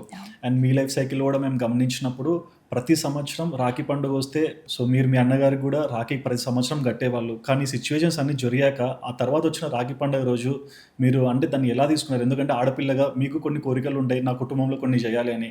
కానీ అవన్నిటికీ వాళ్ళు అడ్డం వచ్చినప్పుడు మీరు దాన్ని ఎలా స్టెబుల్ చేసుకున్నారు? అంటే బంధుత్వాల కన్నా రాజకీయాలు ఎక్కువ, బంధుత్వాల కన్నా మెటీరియల్ వరల్డ్ ఎక్కువ అనుకునే వాళ్ళు ఉన్నప్పుడు ఏం చేస్తామండి, ఇంకా మనం కూడా ధైర్యంగా ఉండాలి తప్పితే వేరే చేయగలిగేది ఏం లేదు కదా. బట్ ట్రై చేశాను నా వైపు నుండి, ఎందుకంటే ఒక రిచువల్ అనేది ఎందుకు పోగొట్టాలి, బ్లడ్ రిలేషన్ కదా అని నేను నా వైపు నుంచి ట్రై చేశాను. బట్ తను అందుబాటులోకి రాలేదు. అండ్ లాస్ట్ ఇయర్ ఎలక్షన్స్ అప్పుడు కూడా మేము ఒకటి గమనించాం మేడం, ఓయూలో ఉన్న స్టూడెంట్స్ ఒకప్పుడు ఎవరైతే ఉద్యమానికి సపోర్ట్ చేశారో వాళ్ళే కొంచెం అప్పుడున్న బీఆర్ఎస్ పార్టీకి యాంటీగా మాట్లాడడం మొదలుపెట్టారు. సో ఈ డిస్క్రిమినేషన్ ఎందుకు వచ్చింది మేడం ఆ టైంలో? అంటే ఒకటండి, బీఆర్ఎస్ పార్టీ అసలు అధికారంలోకి వచ్చింది, తెలంగాణ తెచ్చింది 3 కారణాలకు. నీళ్లు, నిధులు, నియామకాలు. ఓకే. నియామకాలు అంటే జాబ్స్. సో పిల్లలకి ఏదైతే జాబ్స్ ఇవ్వాలో, చదువుకుంటున్న స్టూడెంట్స్కి ఏదైతే జాబ్స్ ఇవ్వాలో ఆ జాబ్స్ ప్రొవైడ్ చేయడంలో, జాబ్స్ ఇవ్వడంలో పిల్లలు అనుకున్న స్టేజ్కి, ఆ స్థాయికి రీచ్ అవ్వలేకపోయారు, ఆ ఎక్స్పెక్టేషన్స్కి. దాంతో స్టూడెంట్స్ రివోల్ట్ అయ్యారు. తర్వాత అదే టైంలో, ఎలక్షన్ టైంలో అన్ఫార్చునేట్లీ ఒక పాప చనిపోవడం, దాని మీద గవర్నమెంట్ చాలా ఇన్సెన్సిటివ్గా స్పందించడంతో ఓయూ కూడా వెళ్ళలేదు, అశోక్ నగర్ కూడా వెళ్ళలేదు, చాలా ఇన్సెన్సిటివ్గా స్పందించడంతో కొంత తిరుగుబాటు వచ్చింది. దానివల్ల తీవ్రం నష్టం జరిగింది ఎలక్షన్లో అని నేను అనుకుంటున్నాను. అంటే మనం పెరిగిన ఇంట్లోనే అన్నీ చూసి మళ్ళీ అదే ఇంటి మీద ఇలాంటివన్నీ ఫామ్ అవుతున్నప్పుడు ఎలా అర్థమవుతుంటుంది మేడం? అంటే నేను ఏం చేయాలి, అటు ఉండాలి ఇటు ఉండాలి, జనమా ఇలాంటి ఏం చేశారు? అంటే ఒకటండి, ఇప్పుడు ఈ గత 20 ఇయర్స్లో అనేక సందర్భాల్లో మీరు ఇందాక అన్నట్టు ఆడపిల్లలు చెప్పరు వెంటనే బయటికి. అవును, మనసులోనే పెట్టుకొని పైగా ఒక ఆడపిల్ల పెళ్ళైనటువంటి ఆడబిడ్డ, ఆమె అలోన్ కాదు, she's like an institution. So ఆమెకి భర్త, అత్తగారు, ఇటువైపు ఫ్యామిలీ కూడా ఉంటుంది, అటువైపు ఫ్యామిలీ. సో ఈ రెండింటి మధ్యలో బ్యాలెన్స్ కోసం చాలా సందర్భాల్లో చాలామంది ఆడవాళ్ళు ఉన్న పెయిన్, ఫ్రస్ట్రేషను ఏదైనా సరే దాచుకొని ఉంటారు. నేను అలాగే ఉన్నాను. ఎందుకు బయటికి చెప్పాలి, మన ఇంటి ఇష్యూస్ కదా అని ఉన్నాను. అన్ఫార్చునేట్లీ ఇల్లు, రాజకీయము, తెలంగాణ ఉద్యమము, ప్రజలు అన్నీ కలిసి ఉండడంతో కొన్ని బయటికి వచ్చాయి, నాకు తెలియకుండా, నాకు సంబంధం లేకుండా. దానికి నన్ను బ్లేమ్ చేయడము, దాంతో గొడవ పెద్దదవ్వడము, తర్వాత పార్టీ నుండి సస్పెండ్ చేయడము, ఒకటి తర్వాత ఒకటి జరుగుతూ వచ్చాయి. సో మనం చేయగలిగేది ఏం లేదు. నేను 20 ఇయర్స్ ఎన్ని కష్టాలు పడ్డా, ఆఖరికి నన్ను పార్టీ కోసం జైల్లో పెట్టినా కూడా నేను సైలెంట్గా ఉన్నాను. కానీ అవన్నీ డిస్రిగార్డ్ చేస్తూ నన్ను పార్టీలోంచి బయటికి పంపించిన తర్వాత ఇంకా చేయగలిగేది ఏం లేదు కదా. ఎగ్జాక్ట్లీ. అంటే కొన్ని మనకు తెలుస్తాయి, కొన్ని సడన్గా జరుగుతాయి. సో తెలియకుండా ఏవేవో జరిగాయి, కానీ మీరు ఆ రోజు ఎటువంటి పరిస్థితుల్లో ఉన్నారు ఏంటనేది ఎవరికి తెలియదు. బట్ అట్లీస్ట్ ఈ రోజు అన్న కొంచెం ఓపెన్ అప్ అయ్యి కొంచెం ఏమన్నా చెప్తారా? అంటే గతం గతహ అని వదిలేసి గతం నేర్పించిన గుణపాఠాలతో ముందుకెళ్ళడం కరెక్ట్ ఏమో అనిపిస్తుంది. చాలా సందర్భాల్లో చాలా విషయాలు చెప్పాను. అంటే చెప్తూ ఉంటే అది పర్సనల్ కక్షలాగా అనిపిస్తుంది. నాకు అట్లా పర్సనల్ కోపం, కక్ష ఏం లేదు. సిచ్యువేషన్స్ అట్లా ఉండింది, వాటిని బెటర్గా అవతల పక్షం వాళ్ళు హ్యాండిల్ చేస్తే బాగుండేదేమో అని అనిపిస్తుంది. But I should move on in life. And Telangana రీజియన్లో ఇప్పుడు చూసుకుంటే లైక్ బీఆర్ఎస్ పార్టీ ఉంది, కాంగ్రెస్ పార్టీ ఉంది. అండ్ త్వరగా పార్టీ పెట్టినప్పటికీ, ఇంకా అనౌన్స్మెంట్ అవన్నీ కంప్లీట్గా జరగనప్పటికీ జాగృతికి చాలా బేస్ వచ్చింది ఆడియన్స్లో, లేకుంటే బయట పబ్లిక్ పల్స్లో. సో ఇంత ఫాస్ట్గా ఒక పార్టీ జనాల్లోకి వెళ్తుందని మీరు పెట్టకముందు ఊహించారా? అంటే మా సంస్థ పెట్టి దాదాపు 20 సంవత్సరాలు అయిందండి. జాగృతికి డెడికేటెడ్ కార్యకర్తలు ప్రతి విలేజ్లో ఉండేవాళ్ళు మాకు. తర్వాత బీఆర్ఎస్ నుండి కేసీఆర్ గారు మీరు క్లోజ్ చేయండి జాగృతి, బీఆర్ఎస్లో చాలా మంది క్యాడర్, చాలా ప్రెషర్స్ వచ్చాయి, కన్ఫ్యూజ్ అవుతున్నారు క్యాడర్ అని అంటే నెమ్మదిగా సైడ్ లైన్ చేస్తూ డార్మెంట్గా ఉంటూ వచ్చాం, ఇన్యాక్టివ్గా ఉంటూ వచ్చాం. బట్ కొన్ని ఇష్యూస్ మీద ఫైట్ చేయాలి, అవి మొత్తం దేశాన్ని, రాష్ట్రాన్ని మార్చే ఇష్యూస్ మీద ఫైట్ చేయాలని నిర్ణయం తీసుకున్నాం. బీసీ ఇష్యూ మీద ఫైట్ చేయాలనుకున్నాం. అది చేయాలనుకున్నప్పుడు రెసిస్టెన్స్ వస్తే మాత్రం నేను పట్టించుకోకుండా ముందుకు వెళ్ళాను. దానివల్ల ఏమైంది అని అంటే ఇంకా రిఫ్ట్ పెరిగిందని నేను అనుకుంటున్నా. బట్ కంటిన్యూస్గా నేను అనుకున్న ఇష్యూస్ మీద అయితే ఫైట్ చేస్తూ వచ్చాను. అండ్ బీసీల కోసం మీరు ఎటువంటి స్టాండ్ తీసుకుంటారో మీరు వెళ్ళే చోట్ల మాట్లాడే మాటలలో మాకు అర్థమవుతుంటుంది. స్వతంత్రం వచ్చి 79 సంవత్సరాలు అయింది మేడం, కానీ ఇప్పటికీ తెలంగాణ రీజియన్లో ఒక చోట ఒక బీసీ ఉమెన్ తన కూతురుతో, చిన్నపిల్లతో గుడికి వెళ్ళినప్పుడు ఆ చిన్నపిల్లని అక్కడ చంపేశారు. సో ఇటువంటివి జరుగుతున్నప్పుడు ఇన్ని సంవత్సరాల తర్వాత ఇలాంటి రీజన్స్లో కవిత గారు వస్తే బీసీలకు జరిగే డిఫరెన్స్ ఏంటి? అంటే ఫస్ట్ ఆఫ్ ఆల్ బీసీలనే కాదు, మహిళలనే కాదు, ఎవరి వైపైనా కన్నెత్తి వేరే రకంగా చూడాలంటే భయపడేలాగా ఉండాలని నేను అనుకుంటున్నాను. అటువంటి మంచి పరిపాలన తేవాలని నేను అనుకుంటున్నాను. ఒక కామ్రేడరీ ఉండాలి, అంతా మనమే కదా, మనం కొట్టుకోవడం ఏంటి? అసలు రాష్ట్రం కోసం 1200 మంది చనిపోతే కనీసం వాళ్ళు ఎందుకు చనిపోయారని ఆలోచన లేకుండా, ఉన్న రాష్ట్రాన్ని ప్రతి ఒక్కరికి న్యాయం పంచాలనే ఆలోచన లేకుండా, మళ్ళా పాత పద్ధతుల్లోనే వెళ్తే రాష్ట్రం ఎట్లా మారుతుంది? ఇప్పుడు ఈ 12 సంవత్సరాల్లో జరిగిందంతే. ఒక సామెత ఉంటుంది సుధీర్ గారు, old keys don't open new doors అంటారు. Exactly. So you certainly need a new methodology. కొత్త పద్ధతే కావాలి ఈ రాష్ట్రానికి. అటువంటి ఒక కొత్త పద్ధతి నేను ప్రపోజ్ చేయాలనుకుంటున్నాను కొత్త పార్టీ పెట్టిన తర్వాత. సో డెవలప్మెంట్ డెఫినెట్గా ఉండాల్సిందే, బట్ డెవలప్మెంట్ విత్ డిగ్నిటీ అది చాలా అవసరం. అంటే జనాలు కూడా ఎప్పుడు కూడా ఒక కొత్త పార్టీ వచ్చినా, ఒక కొత్త కార్యకర్త కానీ లీడర్ కానీ వచ్చినా వాళ్ళు ఇచ్చే మేనిఫెస్టో మీద ఎన్నో ఆశలు పెట్టుకుంటారు. సో నేను ఇంతవరకు ఏ రాజకీయ నాయకుడు కూడా వాళ్ళు ఇచ్చిన మేనిఫెస్టోలో ఎన్ని కంప్లీట్ చేశారంటే నాకైతే తెలియదనే చెప్తుంటాను. సో కవిత గారు ఇచ్చే మేనిఫెస్టో ఆఫ్టర్ 5 years మళ్ళీ ముందరకు వచ్చినప్పుడు అది చూపించి మాట్లాడతారా, ఇంకొక రకంగా మాట్లాడతారా? 5 yearsలో మీరు ఉంటారు, నేను ఉంటాను. 5 years తర్వాత డెఫినెట్గా నేను అధికారంలోకి వచ్చి ఉంటాను. చూపించుకొనే మాట్లాడదాం, పాయింట్ టు పాయింట్ మాట్లాడదాం. విమెన్కు ఉండే స్ట్రెంతే అది. విమెన్ చెప్పరు, చెప్తే చేస్తారు. సో నేను చెప్పేటివన్నీ ఖచ్చితంగా చేస్తాను. బట్ నా క్వశ్చన్ ఏంటంటే, ఒక తల్లిదండ్రులు వాళ్ళ పిల్లలు ఎక్స్ట్రా చదువుకోవాలి అనే టైం చూసుకొని వాళ్ళకి ఫీజెస్ కట్టి పంపిస్తుంటారు కదా. సో ఇక్కడ పిల్లల్ని మీరు సేవ్ చేస్తున్నారు స్ట్రెస్లో పడకుండా. బట్ తల్లిదండ్రుల విషయానికి వస్తే వాళ్ళకి ఏం ఆన్సర్ ఇస్తారు? అంటే సుధీర్ గారు, దీని వెనుక ఒక కుట్ర ఉంది, అది మీరు అర్థం చేసుకోవాలి. ఓకే. జనరల్గా చాలామందికి మొత్తం తెలియదు విషయం కాబట్టి అట్లా అపార్థం చేసుకుంటారు. అయితే ఈ సమ్మర్ స్కూల్స్ పెట్టేది ఎందుకంటే 15 daysకే పెడుతున్నారు. ఏదో నెలంతా సమ్మర్ అంతా 2-3 నెలలు పెట్టే స్కూల్స్ తక్కువ. అది ఎడ్యుకేషన్ పర్పస్ ఉంటుంది, అది వేరు. దాని జోలికి ఎవరు ఈ 15 రోజులు పెట్టి సంవత్సరం మొత్తంలో కట్టాల్సిన ఫీజు అంటే చట్ట ప్రకారం ఏంటంటే నెల నెల ఫీజు తీసుకోవాలి. ప్రతి సంవత్సరం ఫీజులు అనేటటువంటివి తక్కువ పెంచాలి, 8 to 9% పెంచాలి. కానీ ఫీజులు 25-30% పెంచి, కొన్ని పెద్ద స్కూల్స్లో 40% పెంచి టోటల్ ఇయర్లీ ఫీజులో 60% ఒకేసారి కట్టమని ప్రెషర్ చేయడానికి పెట్టేది ఈ సమ్మర్ స్కూల్. ఓకే. 15 days కోసం స్కూల్ పెడతారు. ఆ 15 daysలో పేరెంట్స్ సచ్చి చెడి వాడి దగ్గర ఉన్నా లేకున్నా ఇయర్లీ ఫీజులో 60% కడితేనే మళ్ళీ సమ్మర్ హాలిడేస్ తర్వాత పిల్లలు స్కూల్కి రావాలి. So we are against that, we are not against learning. ఏదన్నా స్కూలు నువ్వు సమ్మర్ అంతా ఓపెన్ పెట్టి నేను ప్రీ సిలబస్ స్ట్రెస్ లేకుండా పిల్లలకి నేర్పిస్తా ఉంటే హ్యాపీ కదా. అట్లా పంపించాలనుకునే తల్లిదండ్రులు ఉంటే ఇంకా హ్యాపీ. కానీ ఇట్లాంటి ప్రాక్టీస్ ఏదైతే హైదరాబాద్లో నడుస్తుందో, ఎడ్యుకేషన్ ఒక మాఫియాగా చేసుకొని 1500 crores per year business 1-2 schools కలిపితేనే ఉన్నాయి హైదరాబాద్లో. Only 2 schools. 1500. I don't want to name them. 1500 crores business. So we are against that. ఆ వసూలు చేయడం, ఎందుకంటే మధ్యతరగతి పేరెంట్స్ ఉంటారు, దిగువ మధ్యతరగతి పేరెంట్స్ ఉంటారు. నువ్వు ₹1,00,000 ఫీజు అంటే 60,000 ఒకేసారి కట్టాలంటే జీతమే అంత ఉండదు. ఎక్కడి నుంచి కడతావు 60,000? ఆ పేరెంట్స్ స్ట్రెస్ ఫీ చేయడానికి చేసేది తప్పితే మాకేముంటుందండి. బట్ యుఎస్ లైఫ్ చూశారు. ఇప్పుడు డెవలప్డ్ కంట్రీస్లో కూడా యుఎస్ అయినా, చైనా అయినా, యూరోప్ అయినా చాలా కంట్రీస్లో ఎడ్యుకేషన్ అండ్ హెల్త్ ఫ్రీగా ఇస్తారు. సో దాని ద్వారానే కంట్రీ డెవలప్ అవుతుందని చూపించారు, ప్రూవ్ చేస్తున్నారు. బట్ ఇక్కడ హైదరాబాద్లో చూస్తే మన గవర్నమెంట్ స్కూల్స్ కానీ ఇవన్నీ చాలా వెనుకబడిపోతున్నాయి. లిటరసీ రేట్స్లో కూడా ఎంతో బ్యాక్వర్డ్ పడుతుంది. సో ఈ గవర్నమెంట్ స్కూల్స్ కొన్ని అయితే మేడం, అంటే ఒక అమ్మాయి కోసం స్కూల్ నడిపిస్తున్నారు, ఇంకొన్ని మూసేసి ఊరికే పెడుతున్నారు. ఈ ప్రైవేట్ ఆర్గనైజేషన్కి వచ్చిన వాల్యూ గవర్నమెంట్ ఎందుకు క్రియేట్ చేయకుంటుంది, అంటే ఓన్గా గవర్నమెంట్ స్కూల్స్కి? అంటే ఇండియా మొత్తం ఎందుకు, అన్ఫార్చునేట్లీ ఇదే ప్రాబ్లం అండి. భారతదేశ వ్యాప్తంగా కూడా మనము మంది ఎక్కువైపోయాం కాబట్టి, ఫుడ్ అనేది ప్రయారిటీ ఎక్కువైపోయింది కాబట్టి, మీరు స్టార్ట్ చేస్తే ఇండియన్ ఇండిపెండెన్స్ నుంచి మనం ఫుడ్ సెక్యూరిటీ మీద ఎక్కువ దృష్టి పెట్టాం. ఫుడ్ సెక్యూరిటీతో పాటు విద్య మీద కూడా అంతే దృష్టి పెడితే మన హ్యూమన్ రిసోర్సెస్ డెవలప్మెంట్ బాగా జరిగింటే ఇంకా బాగా డెవలప్ అయ్యే వాళ్ళం. మనం పెట్టాము. మనం స్వతహాగా భారతీయులను తెలివైన వాళ్ళం కాబట్టి విషయ పరిజ్ఞానం కానీ, గ్రాస్పింగ్ పవర్ ఎక్కువ ఉంటుంది, లాజిక్ మనకు ఇన్నేట్గా ఉంటుంది మన జీన్స్లో. కాబట్టి మనం we are the best software engineers, we are the best doctors. అది నేచర్ మనకి ఇచ్చిన గిఫ్ట్. కానీ ప్రభుత్వాలు ఆ నేచర్ ఇచ్చిన గిఫ్ట్కి కొంచెం చేయూతనిస్తే ఇంకా టాప్ క్లాస్లో ఉండేవాళ్ళం. So India as a government, Indian government కానీ ఇండియాలో ఉన్న ఏ స్టేట్స్ కానీ ఎందుకో ఎడ్యుకేషన్ ఫస్ట్ నుంచి ఇంపార్టెన్స్ ఇవ్వలేదు. సో అదే కోవలో మన స్టేట్ ఎడ్యుకేషన్ కూడా 79 ఏళ్లలో పడుతూ చాలా పడిపోయింది మేడం హైదరాబాద్. నిజంగా చెప్తున్నాను, గూగుల్ రికార్డ్స్లో కూడా you will not believe Sudheer గారు, in the last I believe in last at least 50 years హైదరాబాద్లో ఏదైతే మనం కోర్ హైదరాబాద్ అంటామో జిహెచ్ఎంసీలో గవర్నమెంట్ నుంచి ఒక్కటి కూడా కొత్త స్కూల్ కట్టలేదు.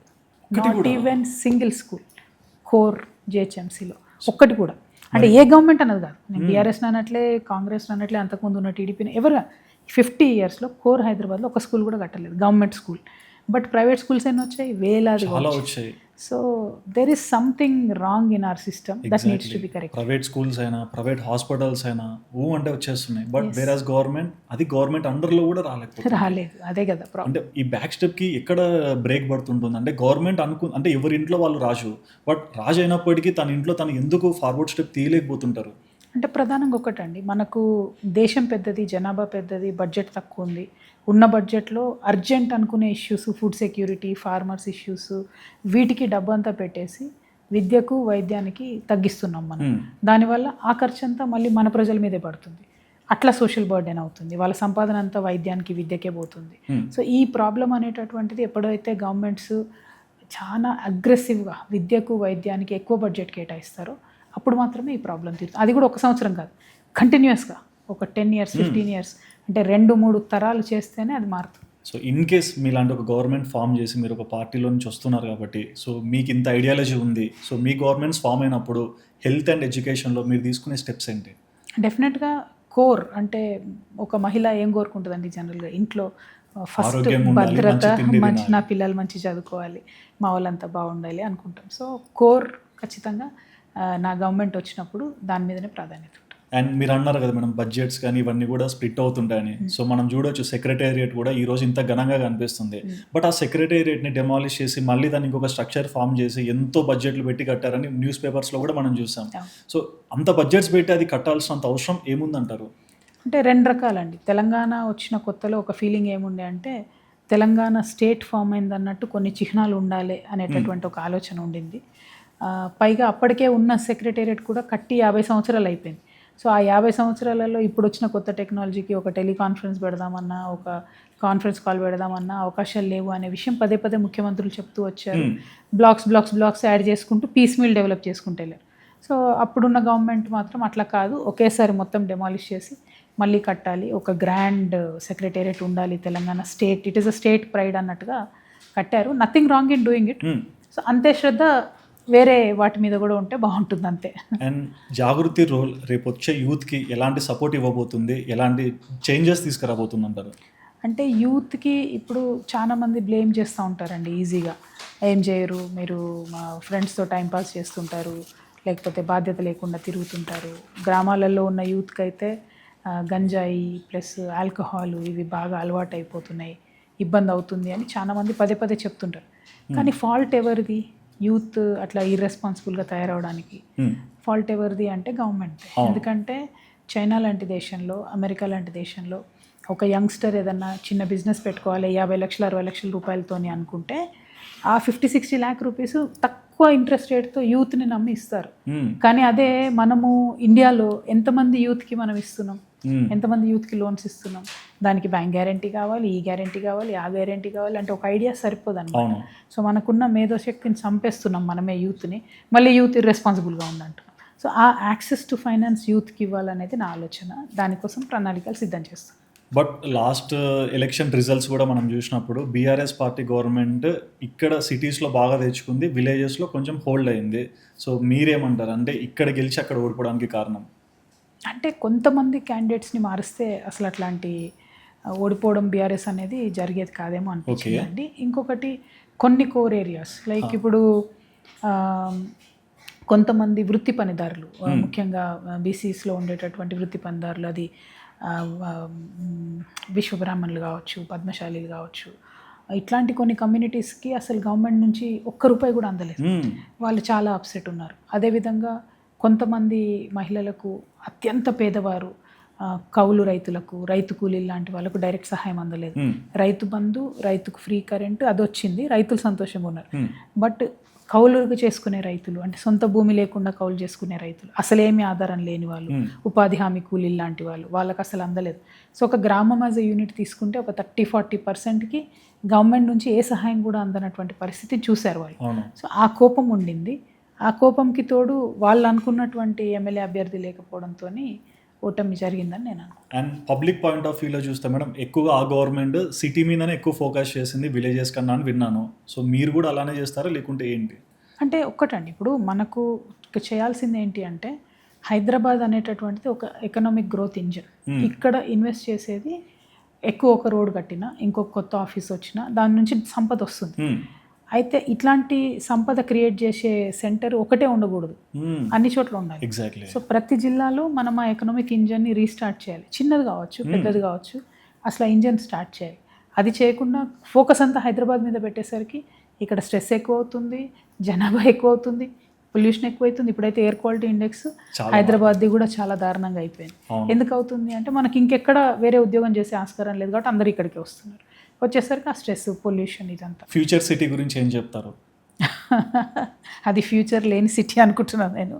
ఎందుకంటే అసలు కోర్ హైదరాబాద్ ఇక్కడ ఉండగా హైదరాబాద్లోనే మోరి చక్కగా లేదు, నల్ల చక్కగా లేదు, గల్లీ చక్కగా లేదు.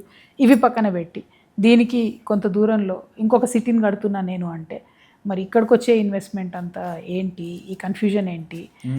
అసలు ఇక్కడ హైదరాబాద్ సిటీ ఫ్యూచర్ని కిల్ చేసి ఒక రియల్ ఎస్టేట్ కోసం ఫ్యూచర్ సిటీ అని కడుతున్నారేమో అని నాకు అనిపించింది. దాంట్లో బిహైండ్ ద సీన్స్ ఉన్నటువంటి అంశాలన్నింటినీ కూడా మేము రీసెర్చ్ చేస్తూ ఉన్నాం. ఆ ఫేక్ ఎంఓయూస్ కానీ, లేని పరిశ్రమలు వచ్చినట్టు చెప్పడం కానీ. ఆల్రెడీ అక్కడ ఏం చెప్పారంటే ఈ గవర్నమెంట్ ఫ్యూచర్ సిటీలో 12,000 ఎకరాలు ఫార్మా కోసం, ఫార్మా కంపెనీస్ కోసం తీశారు. అవన్నీ మేము వాపస్ ఇస్తామని చెప్పి వీళ్ళు ప్రభుత్వంలోకి వచ్చారు. కానీ ప్రభుత్వంలోకి రాగానే అది వాపస్ ఇవ్వకుండా దాని చుట్టూ ఇంకా కొన్ని 10,000 ఎకరాల ల్యాండ్ సేకరిస్తున్నామని చెప్పి మొదలుపెట్టారు. ఉన్న చోటనే గ్రీన్ ఫీల్డ్ హైవే వేస్తున్నారు, దాని పక్కనే రింగ్ రోడ్ వేస్తున్నారు, దాని పక్కనే RRR వస్తుంది. సో కంటిన్యూస్గా ల్యాండ్ అక్విజిషన్ తప్పితే, అంటే రియల్ ఎస్టేట్ ప్రాజెక్ట్లా చేస్తున్నారు తప్పితే రియల్ పీపుల్కి, అది కూడా పేద ప్రజలకి ఏం లాభం? ఫ్యూచర్ సిటీలో పేదవాడికి ప్లేస్ ఎక్కడుంది? రియల్ ఎస్టేట్ కంపెనీస్కి ఉంటుంది, ఒకవేళ వాళ్ళు అన్నట్టు కరెక్ట్గా చేస్తే. కంపెనీస్ వస్తే వాళ్ళకు ఉంటుంది, but what about the poor? Exactly. ఆ కంపెనీలో పనిచేసే పేదవాళ్ళకు కూడా అక్కడ ఇళ్ళకి స్థలాలు లేవు. వ్యవసాయం చేసే వాళ్ళకు కూడా ఏదైనా చేసుకోవాలన్న స్థలం ఉండాలి, భూమి ఉండాలి. ఎగ్జాక్ట్లీ. దాన్ని కంప్లీట్గా తీసుకొని కంపెనీస్ పెట్టుకుంటూ పోతే అది కరెక్ట్ కాదని అనిపించింది. అండ్ మన తెలంగాణలో అగ్రికల్చర్ చాలా ఇంపార్టెంట్ రోల్ కదా మేడం. సో మీరు టాప్ వ్యూ నుంచి యాజ్ అ పొలిటికల్ లీడర్ అంతా అబ్జర్వ్ చేశారని నేను నమ్ముతున్నాను. సో నేను అనుకోవడము మన తెలంగాణలో రైస్ ఎక్కడ బాగా పండుతుంది, అసలు అగ్రికల్చర్ గురించి ఏ ఏరియాలో ఏం పండుతుందో మీకు ఎంతవరకు ఐడియా ఉంది? అంటే ప్రధానంగా ఒకటండి, తెలంగాణలో ఎర్రమట్టి, నల్లమట్టి రెండు కూడా కలగలిసి అద్భుతమైన ఫర్టైల్ ల్యాండ్స్, బ్యూటిఫుల్ ల్యాండ్స్ అనమాట. చాలా స్టేట్స్లో ఏదో ఒక రకంగా ఉంటుంది, కానీ తెలంగాణలో మాత్రం 2 రకాల మట్టిలు కలిసి చాలా ఫర్టైల్ ఉంటాయి. అందుకే అమెరికన్ కంపెనీ, అమెరికనే కావచ్చు, German probably research institute ICRISAT లాంటి ఇంటర్నేషనల్ రీసెర్చ్ ఇన్స్టిట్యూట్ హైదరాబాద్లో పెట్టడానికి కారణం ఏంటి అంటే సగం ఎర్రమట్టి, సగం నల్లమట్టి ఉంటుంది. సో అన్ని రకాల పంటల మీద ఎక్స్పెరిమెంట్ చేయొచ్చు అని ఇక్రిసాట్ లాంటివి కూడా పెట్టారు ఇక్కడ. సో అటువంటి చాలా ఫర్టైల్ ల్యాండ్స్ ఉన్న తెలంగాణలో మంచి నేచర్ ఇచ్చిన గిఫ్ట్ ఏంటంటే గోదావరి, కృష్ణ. నార్త్లో గోదావరి, సౌత్లో కృష్ణ, 2 నదులు మధ్యలో ఫర్టైల్ ల్యాండ్, డెక్కన్ పీఠభూమి అంటాం కదా. ఇటువంటి ల్యాండ్లో ప్రాబ్లం ఏమైంది అంటే ఫస్ట్ నుంచి సర్ఫేస్ వాటర్ అంటే రివర్ వాటర్ ఇవ్వకపోవడంతో పాపం రైతులందరూ కూడా బావిలు తవ్వుకొని, బోర్లు వేసుకొని, ఆ వ్యవసాయం మీద ఆధారపడి కరెంట్ వచ్చి రాక ఓన్లీ ఆరుతడి పంటలు వేసుకుంటూ ఉండేవాళ్ళు, డ్రై క్రాప్స్. ఆ తర్వాత ఎప్పుడైతే కొంత తెలంగాణ వచ్చే కన్నా ముందు కొన్ని ప్రాజెక్ట్స్, 1-2 అది కంప్లీట్గా కాకపోయినా SRSP లాంటివి ఏదో అట్లా రావడం, ఆ తర్వాత తెలంగాణ వచ్చాక కొంచెం రిపేర్స్ చేసుకోవడం, చెరువులు రిపేర్ చేసుకోవడం, దాంతోనే ఏమైంది మంచి పంటలు, వరి ఎక్కువ వేయడం స్టార్ట్ అయింది. కానీ కంప్లీట్గా ప్రతి ఒక్కరు వరి వేయడం కూడా నష్టం జరుగుతుంది అని సైంటిస్టులు చెప్తా ఉన్నారు. సో క్రాప్ కాలనీస్ క్రియేట్ చేయాలని అంతకుముందు ఉన్న గవర్నమెంట్ అనుకున్నారు, దానిలో సక్సెస్ అవ్వలేదు. సో ఇప్పుడు మా ప్రాంతం ఉంది నిజామాబాద్ ఫర్ ఎగ్జాంపుల్, పసుపు పండుతుంది, గోధుమలు పండుతాయి, శనగలు పండుతాయి. కొంచెం ముందుకు పోతే ఆదిలాబాద్లో సోయా పండుతుంది, కాటన్ పండుతుంది. సో అట్లా తెలంగాణలో ఒక్కొక్క జిల్లాలో, ఇప్పుడు మీరు వరంగలే తీసుకుంటే అక్కడ పసుపు ఉంటుంది, పత్తి ఉంటుంది, మిర్చి ఉంటుంది, టాప్ క్లాస్ మిర్చి ఉంటుంది. సో అట్లా ఒక్కొక్క చోట ఒక్కొక్క డైవర్స్ క్రాప్స్ పండుతాయి. మొన్న గద్వాల్ వెళ్ళామండి, అక్కడైతే ఇట్లా కళ్ళ ముందు చూస్తుంటే మా కళ్ళ ముందు 7-8 పంటలు కనపడుతున్నాయి. ఒక పక్క అలసందలు, ఇంకో పక్క పల్లీలు, ఇంకో పక్క కాటను, ఇంకో పక్క శనగలు. ఎంత బ్యూటిఫుల్గా అనిపించింది అంటే ఆ ప్లేస్, అంత మంచి ఇది. కానీ ఫార్మర్స్కి ఇవ్వాల్సిన basic current, quality water, correct టైంకి యూరియా, ఇన్పుట్ ఇచ్చే మనీ సీజన్ కన్నా ముందు ఇవ్వడం, వచ్చినటువంటి పంటల్ని కరెక్ట్గా మార్కెట్కి తీసుకెళ్లే ప్రయత్నం చేయడం, ఇది తక్కువ జరుగుతుంది. ఇప్పుడు ఈ గవర్నమెంట్లో అయితే మరీ దారుణంగా ఉంది. సో ఆ సిస్టమ్ అంతా స్ట్రీమ్లైన్ చేసామనుకోండి, రైతులు హ్యాపీగా పండించుకోగలుగుతారు, మంచి లాభాలు వస్తాయి, వాతావరణానికి కూడా మంచిది. అట్లాంటి ప్రయత్నం అయితే తప్పకుండా నేను చేస్తాను. అండ్ ఇప్పుడు అన్నారు కదా మేడం, ఈ గవర్నమెంట్లో చాలా ఫెయిల్యూర్స్ జరిగాయి కానీ, సో ప్రజెంట్ కాంగ్రెస్ పార్టీని లీడ్ చేసేది రేవంత్ రెడ్డి గారు. ఆయన మీద మీరు ఒక ఫెయిల్యూర్ పొలిటీషియన్ అని కూడా చాలాసార్లు అన్నారు. సో ఏవైనా మెయిన్ 2 రీజన్స్ చెప్తారా ఎందుకు అలాంటి మాట ఇచ్చారని? అంటే సింపుల్ రీజన్ అండి. ఫస్ట్ థింగ్, ఒక లీడర్ ఫెయిల్యూర్ అని ఎప్పుడు అంటారంటే ఆయన ఇచ్చిన మాట నిలబెట్టుకోకపోతే. 6 గ్యారెంటీలు ఇచ్చారు, అందులో 1/2 గ్యారెంటీ పూర్తి చేశారు. 1/2 గ్యారెంటీ ఏంటి? Free bus. అది తప్పితే ఏమి చేయలేదు ఇంతవరకు. రెండవది ఆల్రెడీ ఒక లైన్లో జరిగిపోతున్నటువంటి ప్రాసెస్ని డిస్టర్బ్ చేయడం కరెక్ట్ కాదు, రైట్? ఇప్పుడు సింగరేణి బాగానే నడుస్తుంది, ఇప్పుడు వీళ్ళు వచ్చి సింగరేణిని ప్రైవేట్ పరం చేయడానికి, సింగరేణిలో విపరీతమైనటువంటి అవినీతి తీసుకొచ్చి దారుణంగా సింగరేణిని దెబ్బకొడతా ఉన్నారు. రాష్ట్రం ఉంది, అప్పుల పాలైంది అని చెప్పారు. ఇప్పుడు వీళ్ళు వచ్చిన ఈ 3 ఏళ్లలో మళ్ళీ 3 లక్షల కోట్ల అప్పులు తీసుకొచ్చారు. ఈ అప్పు ఎందుకు తెచ్చారంటే పోయిన అప్పులు కట్టడానికి అంటున్నారు. పోనీ ఫిగర్స్ చూస్తేనేమో ఎక్కడ అట్లా దాఖలాలు కనిపించట్లేదు. దోచిపెట్టి కాంట్రాక్టర్స్కి ఇస్తున్నారు. అంటే ఒక పక్కనేమో చెప్పిన మాట నిలబెట్టుకోకపోవడం, ఇంకో పక్కనేమో ఉన్న సిస్టమ్ని చెడగొట్టడం, మూడో పక్కనేమో కరప్షన్. ఈ 3 కలిపి ఉన్నాయి కాబట్టి Congress is a failure government అంటున్నాను నేను. అండ్ హైడ్రా ఇలాంటిది తీసుకొచ్చి చాలా మంది పేదవాళ్ళు ఇల్లు కూడా అవి ఇంకా స్పెషల్ ఎఫెక్ట్స్, అవి స్పెషల్ ఎఫెక్ట్. హైడ్రా తీసుకొచ్చి రాత్రికి రాత్రి ఇల్లులు గులగొట్టడం, రియల్ ఎస్టేట్ అంతా నాశనం చేయడం. నాకు తెలిసిందే ఒక రియల్ ఎస్టేట్ అని చెప్పి రియల్ ఎస్టేట్ అంతా నాశనం చేయడం. Today nobody in Hyderabad Rangareddy is happy అండి. పాపం హైదరాబాద్ రంగారెడ్డిలో ఉన్న యూత్ చిన్న రియల్ ఎస్టేట్ చేసుకొని కూడా బతికేవాళ్ళు ఇదివరకు. ఇప్పుడైతే అసలు మార్కెట్లో మనీ లేదు, రొటేషన్ లేదు. పెద్ద బిల్డర్స్ దగ్గరేమో వీళ్ళు అవుట్ రైట్గా పర్మిషన్ ఇవ్వడానికి కూడా బీభత్సమైన అవినీతి చేస్తున్నారు. సో ఒక పక్క అవినీతితోని, ఇంకో పక్క హైడ్రా లాంటి వింత వింత పోకడలతోని మొత్తం రాష్ట్రాన్ని అయితే అడుగంటించారని చెప్పక తప్పదు. అండ్ నాకు ఇది కూడా అడ్రస్ చేయాలనుంది, మీరు ఎలా క్లియర్ చేస్తారు అంటే ఇప్పుడు హైడ్రాలోనే అంటే మనుషులుండే ఇల్లు పడగొడితేనే ఇబ్బంది పడుతున్నారు. మనం చూసుకోవచ్చు గచ్చిపల్లి దగ్గర ఫారెస్ట్ ఏరియా మొత్తం తీసుకొని మొత్తం తీసేసి అక్కడ ఉన్న జంతువుల్ని కూడా తరిమేశారు, క్రేన్లు తెచ్చారు, వీడియోస్ అప్పుడు చాలా వైరల్ అయ్యాయి. సో వాటి మీద కూడా ప్రభావం చూపించేంత ఇష్టం ఏమొస్తుంది అంటే అక్కడ నుంచి ఏం క్రియేట్ చేయాలని? ఏం లేదండి, భూదాహం అంతే. భూమి కావాలి, భూమి కావాలి, భూమి కావాలి. ఎందుకు భూమి కావాలి? హైదరాబాద్ చుట్టుముట్టు ఉన్న హెచ్ఎండిఏలో 35,000 crores వర్త్ భూమి గవర్నమెంట్ సెల్ చేసిందండి. ఓకే. సో ఇప్పుడు ఆ భూమి కావాలి, ఆ డబ్బు కావాలి, దాంట్లోంచి వచ్చే అవినీతి, కమిషన్స్ కావాలి అన్నటువంటి సింగిల్ పాయింట్ ఎజెండా తప్పితే కాంగ్రెస్ దగ్గర ఇంకొక డెవలప్మెంట్ ఎజెండానే లేదు. అండ్ ఒక పార్టీని బిల్డ్ చేయాలంటే ఎంత ఇంపార్టెంటో మీరు ఈ వెనకాల చూసిన ఫ్లాస్ కానీ అప్స్ కానీ మీకు అన్నీ అర్థమవుతుంటాయి కదా. అండ్ 2028 ఎలక్షన్స్లో మీరు వైడర్గా కంటెస్టెంట్ చేస్తున్నారా? ఇన్ కేస్ కంటెస్టెంట్ చేస్తే మీ పార్టీలో అందరూ ఉన్నారా మేడం? ఇప్పటికైతే 119 నియోజకవర్గాలు ఉన్నాయి కదండి. డీలిమిటేషన్, మహిళా బిల్లు ఏమొద్దో తెలియదు కదా. యాజ్ ఆన్ టుడే రేపు పొద్దున ఎలక్షన్ వచ్చినా జాగృతి 119 నియోజకవర్గాలు కంటెస్ట్ చేస్తుంది. అంత పవర్ఫుల్గా ఉన్నాం మేము. అంత గ్రాస్ రూట్ లెవెల్లో కనెక్టివిటీ ఉంది మాకు. లీడర్స్ బయట నుంచి తెచ్చుకోవాలి, ఆ పార్టీ నుంచి ఈ పార్టీ నుంచి తెచ్చుకోవాలన్న ఉద్దేశం నాకు లేదు. ఎందుకంటే మా జాగృతిలో పెరిగిన మొక్క అయితే మా జాగృతి విధి విధానాలతోని ప్రజల పట్ల కట్టుబడి పనిచేస్తాడని నేను అనుకుంటున్నాను. చేస్తుంది. అయితే ఎట్ ద సేమ్ టైం అక్కడో ఇక్కడో ఎవరైనా అనుభవజ్ఞులు వస్తే కాదనేది లేదు, లేకపోతే వారి వెంట తెచ్చుకునేది లేదు. బట్ ఫర్మ్గా నేను ఒకటి బిలీవ్ చేస్తాను, ప్రజల మధ్యలో ఉండి పనిచేసే వాళ్ళు జూనియర్ అయినా సరే లీడర్ అవుతారు. వాళ్ళకి ఎక్స్పీరియన్స్ ఉన్నా లేకున్నా సిన్సియారిటీ, కమిట్మెంట్ ఉంటే ప్రజలు అదొక్కటే చూస్తారండి. ఎగ్జాంపుల్ చెప్తాను, నిన్న నేను పరిగి వెళ్ళా, అక్కడ ల్యాండ్ లాక్కుంటున్నారు కాంగ్రెస్ గవర్నమెంట్ అని వెళ్ళా. ధర్నా చేసాము, అయ్యాక పోలీసులు అరెస్ట్ చేయడానికి లాగుతున్నారు మమ్మల్ని. పాపం ఒక ఆడబిడ్డ, సార్ ప్లీజ్ వదిలేసి సార్, అక్క మా కోసం వచ్చింది సార్ అని ఏడుస్తుంది. నాకు అసలు ఎంత బాధ అనిపించిందంటే, పాపం వాళ్ళ కష్టం ముందు కంప్లీట్గా పోతున్నటువంటి వాళ్ళ ల్యాండ్, వాళ్ళ డబ్బు, వాళ్ళ సంపద ముందు నేను వెళ్ళి ఒకరోజు ధర్నా చేయడం, ఒకరోజు బలంగా మాట్లాడడం అన్నది పెద్ద కష్టం కాదు. కానీ మా కోసం వచ్చింది కాబట్టి అరెస్ట్ చేద్దని ఆమె అడిగే ఆత్మీయత ఉంది చూసారా, అసలు అది చాలా టచింగ్ అనిపించింది నాకు. సో ఒక లీడర్ కమిట్మెంట్తో ఉంటే అంత ఆత్మీయత చూపిస్తారు ప్రజలు. సో నేను అందుకే యంగ్స్టర్స్కి, మహిళలకి, రాజకీయ అనుభవం లేనటువంటి మేధావులకు కూడా నేను చెప్పేది ఏంటంటే, please come in to politics. బాగా తెలివి ఉండి, కమిట్మెంట్ ఉండి, మంచితనం ఉండి బయట కూర్చోవద్దు. ఇందులో అంతా వేరే వేరే రకమైన మనుషులంతా చేరుకున్నారు కదా, పాలిటిక్స్ పాడైతుంది కదా. ఎవరు రిపేర్ చేస్తారు? ఇందాక అనుకోలేదా, మన దేశం బాగాలేకపోతే ఎవరు రిపేర్ చేస్తారు? మనమే చేసుకోవాలి. మన దేశంలో పాలిటిక్స్ బాగాలేకపోతే మనమే చేసుకోవాలి. అందుకే చెప్తున్నా నేను యంగ్స్టర్స్కి, please come in to politics. Jagruthi will give you opportunity. నేనేదో ఆకాశంలోంచి దిగి రావాలి, 5 దశాబ్దాలుగా రాజకీయాల్లో ఉండాలని ఎక్స్పీరియన్స్ ఏం చూడను. అట్లాంటి వాళ్ళు వస్తే సంతోషం, రాకపోయినా మరీ సంతోషం.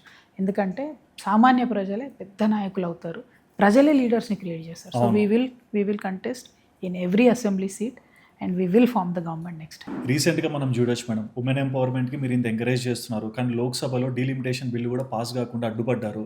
బట్ మీరు జాగృతి అనే పార్టీ ద్వారా ఉమెన్కి ఏం స్పేస్ ఇవ్వబోతున్నారు, ఏం క్రియేట్ చేయబోతున్నారు?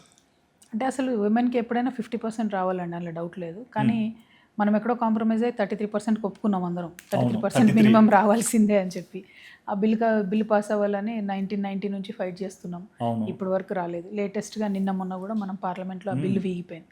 బట్ ఆ బిల్లు ఓడిపోవడం వెనకాల మాత్రం భారతీయ జనతా పార్టీ కాంగ్రెస్ పార్టీ ఇద్దరు కూడా కలిసి కుట్ర చేశారు అనిపిస్తుంది. ఎందుకంటే నంబర్స్ లేవు బీజేపీ దగ్గర, అయినా సరే బిల్లు పెట్టారు. డీలిమిటేషన్కి విమెన్ బిల్కి లింక్ లేదు, అయినా లింక్ చేసి పెట్టారు. దానివల్ల ఓడిపోయింది అది. సరే, ఇప్పుడు డీలిమిటేషన్ అవుతుందా, మహిళా బిల్ వస్తుందా అన్నది పక్కన పెడితే, నేను ఒక ప్రోగ్రెసివ్ థింకింగ్ పర్సన్గా ఖచ్చితంగా మహిళల భాగస్వామ్యం ఉండాల్సిందే, యూత్ భాగస్వామ్యం ఉండాల్సిందే అని బలంగా నమ్ముతాను.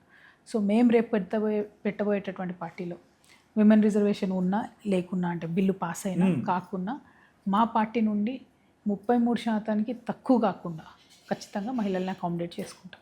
అండ్ మీ గైడెన్స్ నుంచి ఒకటి జరిగిందని విన్నాను మేడం. అంటే కల్నల్ సంతోష్ బాబు వార్లో చనిపోయారు చైనా బార్డర్ దగ్గర. సో ఆయన కుటుంబానికి 5 కోట్ల రూపాయలు అండ్ స్థలము ఇవన్నీ ఇప్పించడానికి కారణం మీరని విన్నాను. అంటే గాడ్ ఈస్ కైండ్ అండి. ఆ టైంకి నేను అక్కడ ఉన్నాను ఓకే. కాబట్టి వారి ఫ్యామిలీని, వారికి సంబంధించిన ఇష్యూని, కల్నల్ బాబు గారు, సంతోష్ బాబు గారు చనిపోయినటువంటి ఎక్స్ట్రీమ్ కండిషన్స్ని వివరించి చెప్పేటటువంటి పరిస్థితిలో నేను ఆ రోజు అక్కడ ఉన్నాను కాబట్టి వివరించి చెప్పాను. గవర్నమెంట్ పాజిటివ్గా రెస్పాండ్ అయ్యి 5 crores ఇవ్వడము, మేడంకి జాబ్ ఇవ్వడము. బట్ ఆ నెంబర్ ఫిల్ చేయడం కూడా చాలా కష్టం, ఎందుకంటే స్పోర్ట్స్ వాళ్ళకు కూడా చాలా తక్కువ అమౌంట్ ఇస్తారు. అవును. అంటే ఎక్స్ట్రీమ్ కండిషన్లో పనిచేసే మన సైనికులకి ఎంత చేసినా తక్కువే అండి. అవును, అసలు అది మన ప్రాంతం నుంచి దేశాన్ని కాపాడడానికి వెళ్ళారు. 100% ఎంత చేసినా తక్కువ. ఎందుకంటే వాళ్ళ కుటుంబం ఒక మనిషిని కోల్పోతే మన కుటుంబం సురక్షితంగా ఉంటుంది కాబట్టి వాళ్ళకి ఎంత చేసినా తక్కువనే. అందుకని బలంగా వారి కోసం ఆ రోజు ఆర్గ్యుమెంట్ చేశాం. లక్కీగా అది ఇవ్వడం జరిగింది. I'm very happy. మేడం, రీసెంట్గా ఒక స్టేట్మెంట్ విన్నాను, కవిత గారు బీజేపీ పార్టీ చేరబోతున్నారేమో, అందుకే కొన్ని విషయాలు అడ్రస్సింగ్ చేస్తున్నారు, పాకిస్తాన్ లాంటి ఉగ్రవాదమైన దేశాన్ని కూడా అంటే నోబెల్ పీస్ ఇలాంటి వాటిలో కొన్ని స్టేట్మెంట్స్ ఇస్తున్నారని విన్నాము. ఏంటి మేడం, అంటే కవిత గారు సోలోనా లేకుంటే ఏమైనా కూటమి ఏమైనా ఉంటుందా? నేను శాటిలైట్ కాదండి, నేను సింగిల్గా షైన్ అయ్యే స్టార్నే.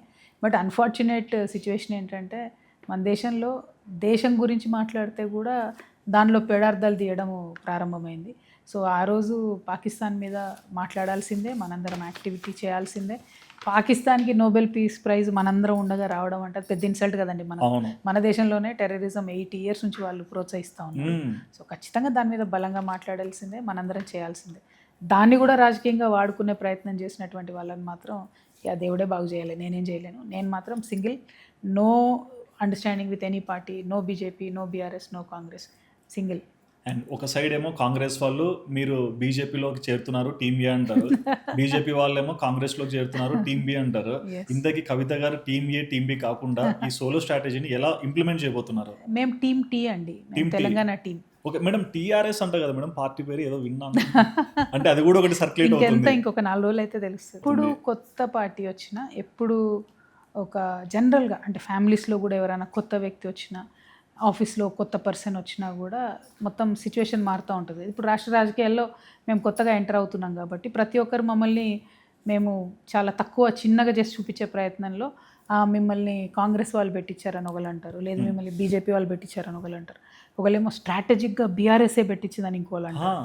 కాకపోతే నేను బలంగా తెలంగాణ ప్రజలకు సుధీర్ టాక్స్ ద్వారా నేను చెప్పేది ఏంటంటే, నేను ఒక ఆడబిడ్డగా నా ఆత్మగౌరవాన్ని నిలబెట్టుకోవడానికి, తెలంగాణ అస్తిత్వాన్ని నిలబెట్టడానికి, తెలంగాణ ఆత్మగౌరవ పరిరక్షణ కోసం చక్కటి డెవలప్మెంట్ తెలంగాణకు రావాలని పోరాటం చేసే మీ బిడ్డగా నిటారుగా, ఒంటరిగా, ధైర్యంగా నిలబడి మీ దగ్గరకు వస్తున్నా నేను. మీరు ఆశీర్వదించండి. 10 మంది 10 చెప్తారు, అవి నమ్మకండి. వన్ లాస్ట్ క్వశ్చన్ మేడం, ప్రతి ఒక్కరు కూడా తమ జీవితంలో ఎప్పటికీ ఒకరికి రుణం తీర్చుకోలేరు, అలా తల్లిదండ్రులను అనుకుంటారు. సో మీరు మీ తల్లిదండ్రుల విషయం గురించి ఏదైనా చెప్పాలి అంటే, ఇన్ని జరిగాక కూడా, but end of the day తల్లి తల్లే, తండ్రి తండ్రే. సో తల్లి గురించి, తండ్రి గురించి మీ మాటలు ఏంటి? ఒకటే అండి, మనము భారతదేశంలో మన కల్చర్ ప్రకారం మనం నమ్మేటటువంటి, నాకు దైవభక్తి ఎక్కువ కాబట్టి మనం నమ్మేటటువంటి ఆధ్యాత్మిక అంశాల ప్రకారం తల్లి తండ్రి అనేటటువంటి వాళ్ళు జన్మజన్మల బంధం ఉంటుంది. వారి తల్లిదండ్రులుగా వారి కడుపున పుట్టడం నా అదృష్టం. తర్వాత జరిగినటువంటి అనేక సంఘటనలు వారి కంట్రోల్లో లేవు, నా కంట్రోల్లో లేవు. బట్ ఏది జరిగినా మన మంచికి అని నమ్మేటటువంటి వ్యక్తిగా నేను మాత్రం తప్పకుండా తల్లిదండ్రుల ఆశీర్వాదం నాకు ఉంటుంది, మా అత్తమామల ఆశీర్వాదం నాకు ఉంటుంది. నేను పెట్టబోయేటటువంటి పార్టీ అద్భుతంగా తెలంగాణ ప్రజల పక్షాన నిలబడి పనిచేసే శక్తిని సంతరించుకుంటుందని మాత్రం చెప్పగలుగుతాను. సో ఇంత ఫెయిత్తో ఉన్నారు కాబట్టి, what does faith mean to you? ఒక final answer. Faith is everything. Faith is everything. If you have belief, if you have faith, అసలు భయం ఉండదు. ఫస్ట్ ఫేత్ ఉంటే భయం ఉండదు. ఆ ఫేత్ ఉండాలి. నాకుంది ఫేత్, ఎందుకంటే నేను తప్పు చేయలేదు కాబట్టి ఖచ్చితంగా మంచి చేస్తాను, చేయాలి, చేసేటటువంటి శక్తి నాకు వస్తుందనే విశ్వాసం నాకుంది. ఆ విశ్వాసం ఉంటే విశ్వాన్ని గెలవచ్చు. కరెక్ట్. ఒక లాస్ట్ క్వశ్చన్ మేడం, ఇది మర్చిపోతాం. యా, అండ్ రీసెంట్గా కేసు క్లియర్ అయ్యాక ఇదంతా జరిగాక కూడా అంటే నందమూరి అలేఖ్య గారు మీ ఇంటికి వచ్చి కేక్ కటింగ్ ఇవన్నీ జరిపి అంటే ఒక ఫ్రెండ్గా తన ఇష్టాన్ని మీలో ఒక ఆనందాన్ని కూడా చూపించారు, కేక్ కటింగ్ ఇవన్నీ చేసి. సో మీ బాండింగ్ ఏంటి? Alekhya and I are friends from long time. Yeah 2004 నుంచి almost we know each other and we are very good friends. తను వచ్చింది, మా ఫ్యామిలీ అంతా కూడా వచ్చారు ఆ రోజు, వాళ్ళందరితో పాటు తను కూడా వచ్చింది. Good light moments. And but ఏదేమైనా పార్టీ పెట్టాలనుకునే సమయానికి కేసు క్లియర్ కావడం మాత్రం ప్రకృతి సహకరిస్తుంది, ప్రకృతి బ్లెస్ చేస్తుందని నేను అనుకుంటున్నాను. బట్ ఆడియన్స్ పర్స్పెక్టివ్లో ఒక గ్లిచ్ ఉంది మేడం, అది మీరు ఒక్కరే క్లియర్ చేయగలుగుతారు. సో బీఆర్ఎస్ పార్టీ నుంచి బయటకు వచ్చాక మిమ్మల్ని ఫాలో అయ్యే ఆడియన్స్ మీకు వచ్చేసారు, అంటే పబ్లిక్ పల్స్లో మీరు ఉన్నారు. బట్ బీఆర్ఎస్ వాళ్ళు కొంతమంది బయట యూజ్ చేసే స్టేట్మెంట్స్ ఏంటంటే పబ్లిక్ ఫార్మేషన్లో, సో మా పార్టీలో ఉన్నప్పుడు ఈ గ్లిచ్ వచ్చింది కాబట్టి మేము అది క్లియర్ చేయడానికి ఇది చేసాము, ఇది మాది ఇదంతా అక్కడ గెలిచింది కాదని కొంచెం ఫోన్ చేస్తున్నారు. సో అటువంటి స్టేట్మెంట్స్కి మీరు ఏం ఆన్సర్ ఇస్తారు? అంటే ఒక్కటే అండి, నేను అనేది ఇప్పుడు ఏదైతే వచ్చిన అనుకోకుండా దైవబలంతో వచ్చినటువంటి విజయాన్ని వాళ్ళ ఖాతాలో వేసుకోవాలని చూస్తున్న వాళ్ళు, అదే దైవ అనుగ్రహం లేకపోవడం వల్ల కష్టాలు వచ్చినప్పుడు మాత్రం నా మీద రాళ్ళెత్తేసారు. ఇప్పుడు విజయం రాగానే క్లెయిమ్ చేసుకుంటున్నారు. సో అట్లాంటి వాళ్ళను ప్రజలు ఎట్లా అర్థం చేసుకోవాలో అర్థం చేసుకుంటారు. ఆపర్చునిస్ట్గా పాజిటివ్గా ఉన్నప్పుడు అన్నీ మేమే చేసామని, నెగిటివ్ ఉన్నప్పుడు అన్నీ నువ్వే చేసావని అనే వాళ్ళని ప్రజలు ఎట్లా అర్థం చేసుకోవాలో అది ప్రజలు డిసైడ్ చేస్తారు. సో కొత్త తరం ఎవరు వచ్చినా సరే ఎంకరేజ్ చేయాలని యూత్ ఎప్పుడూ ఉంటారు. అండ్ జాగృతి ద్వారా యూత్లో కూడా చాలా చేంజెస్ మీరు తీసుకొచ్చారు. సో 2028లో కవిత గారు పార్టీ ఫార్మేషన్ చేస్తే ఖచ్చితంగా దగ్గరుండి చూడాలని మనస్ఫూర్తిగా కోరుకుంటున్నాను. Thank you so much madam. Thank you so much.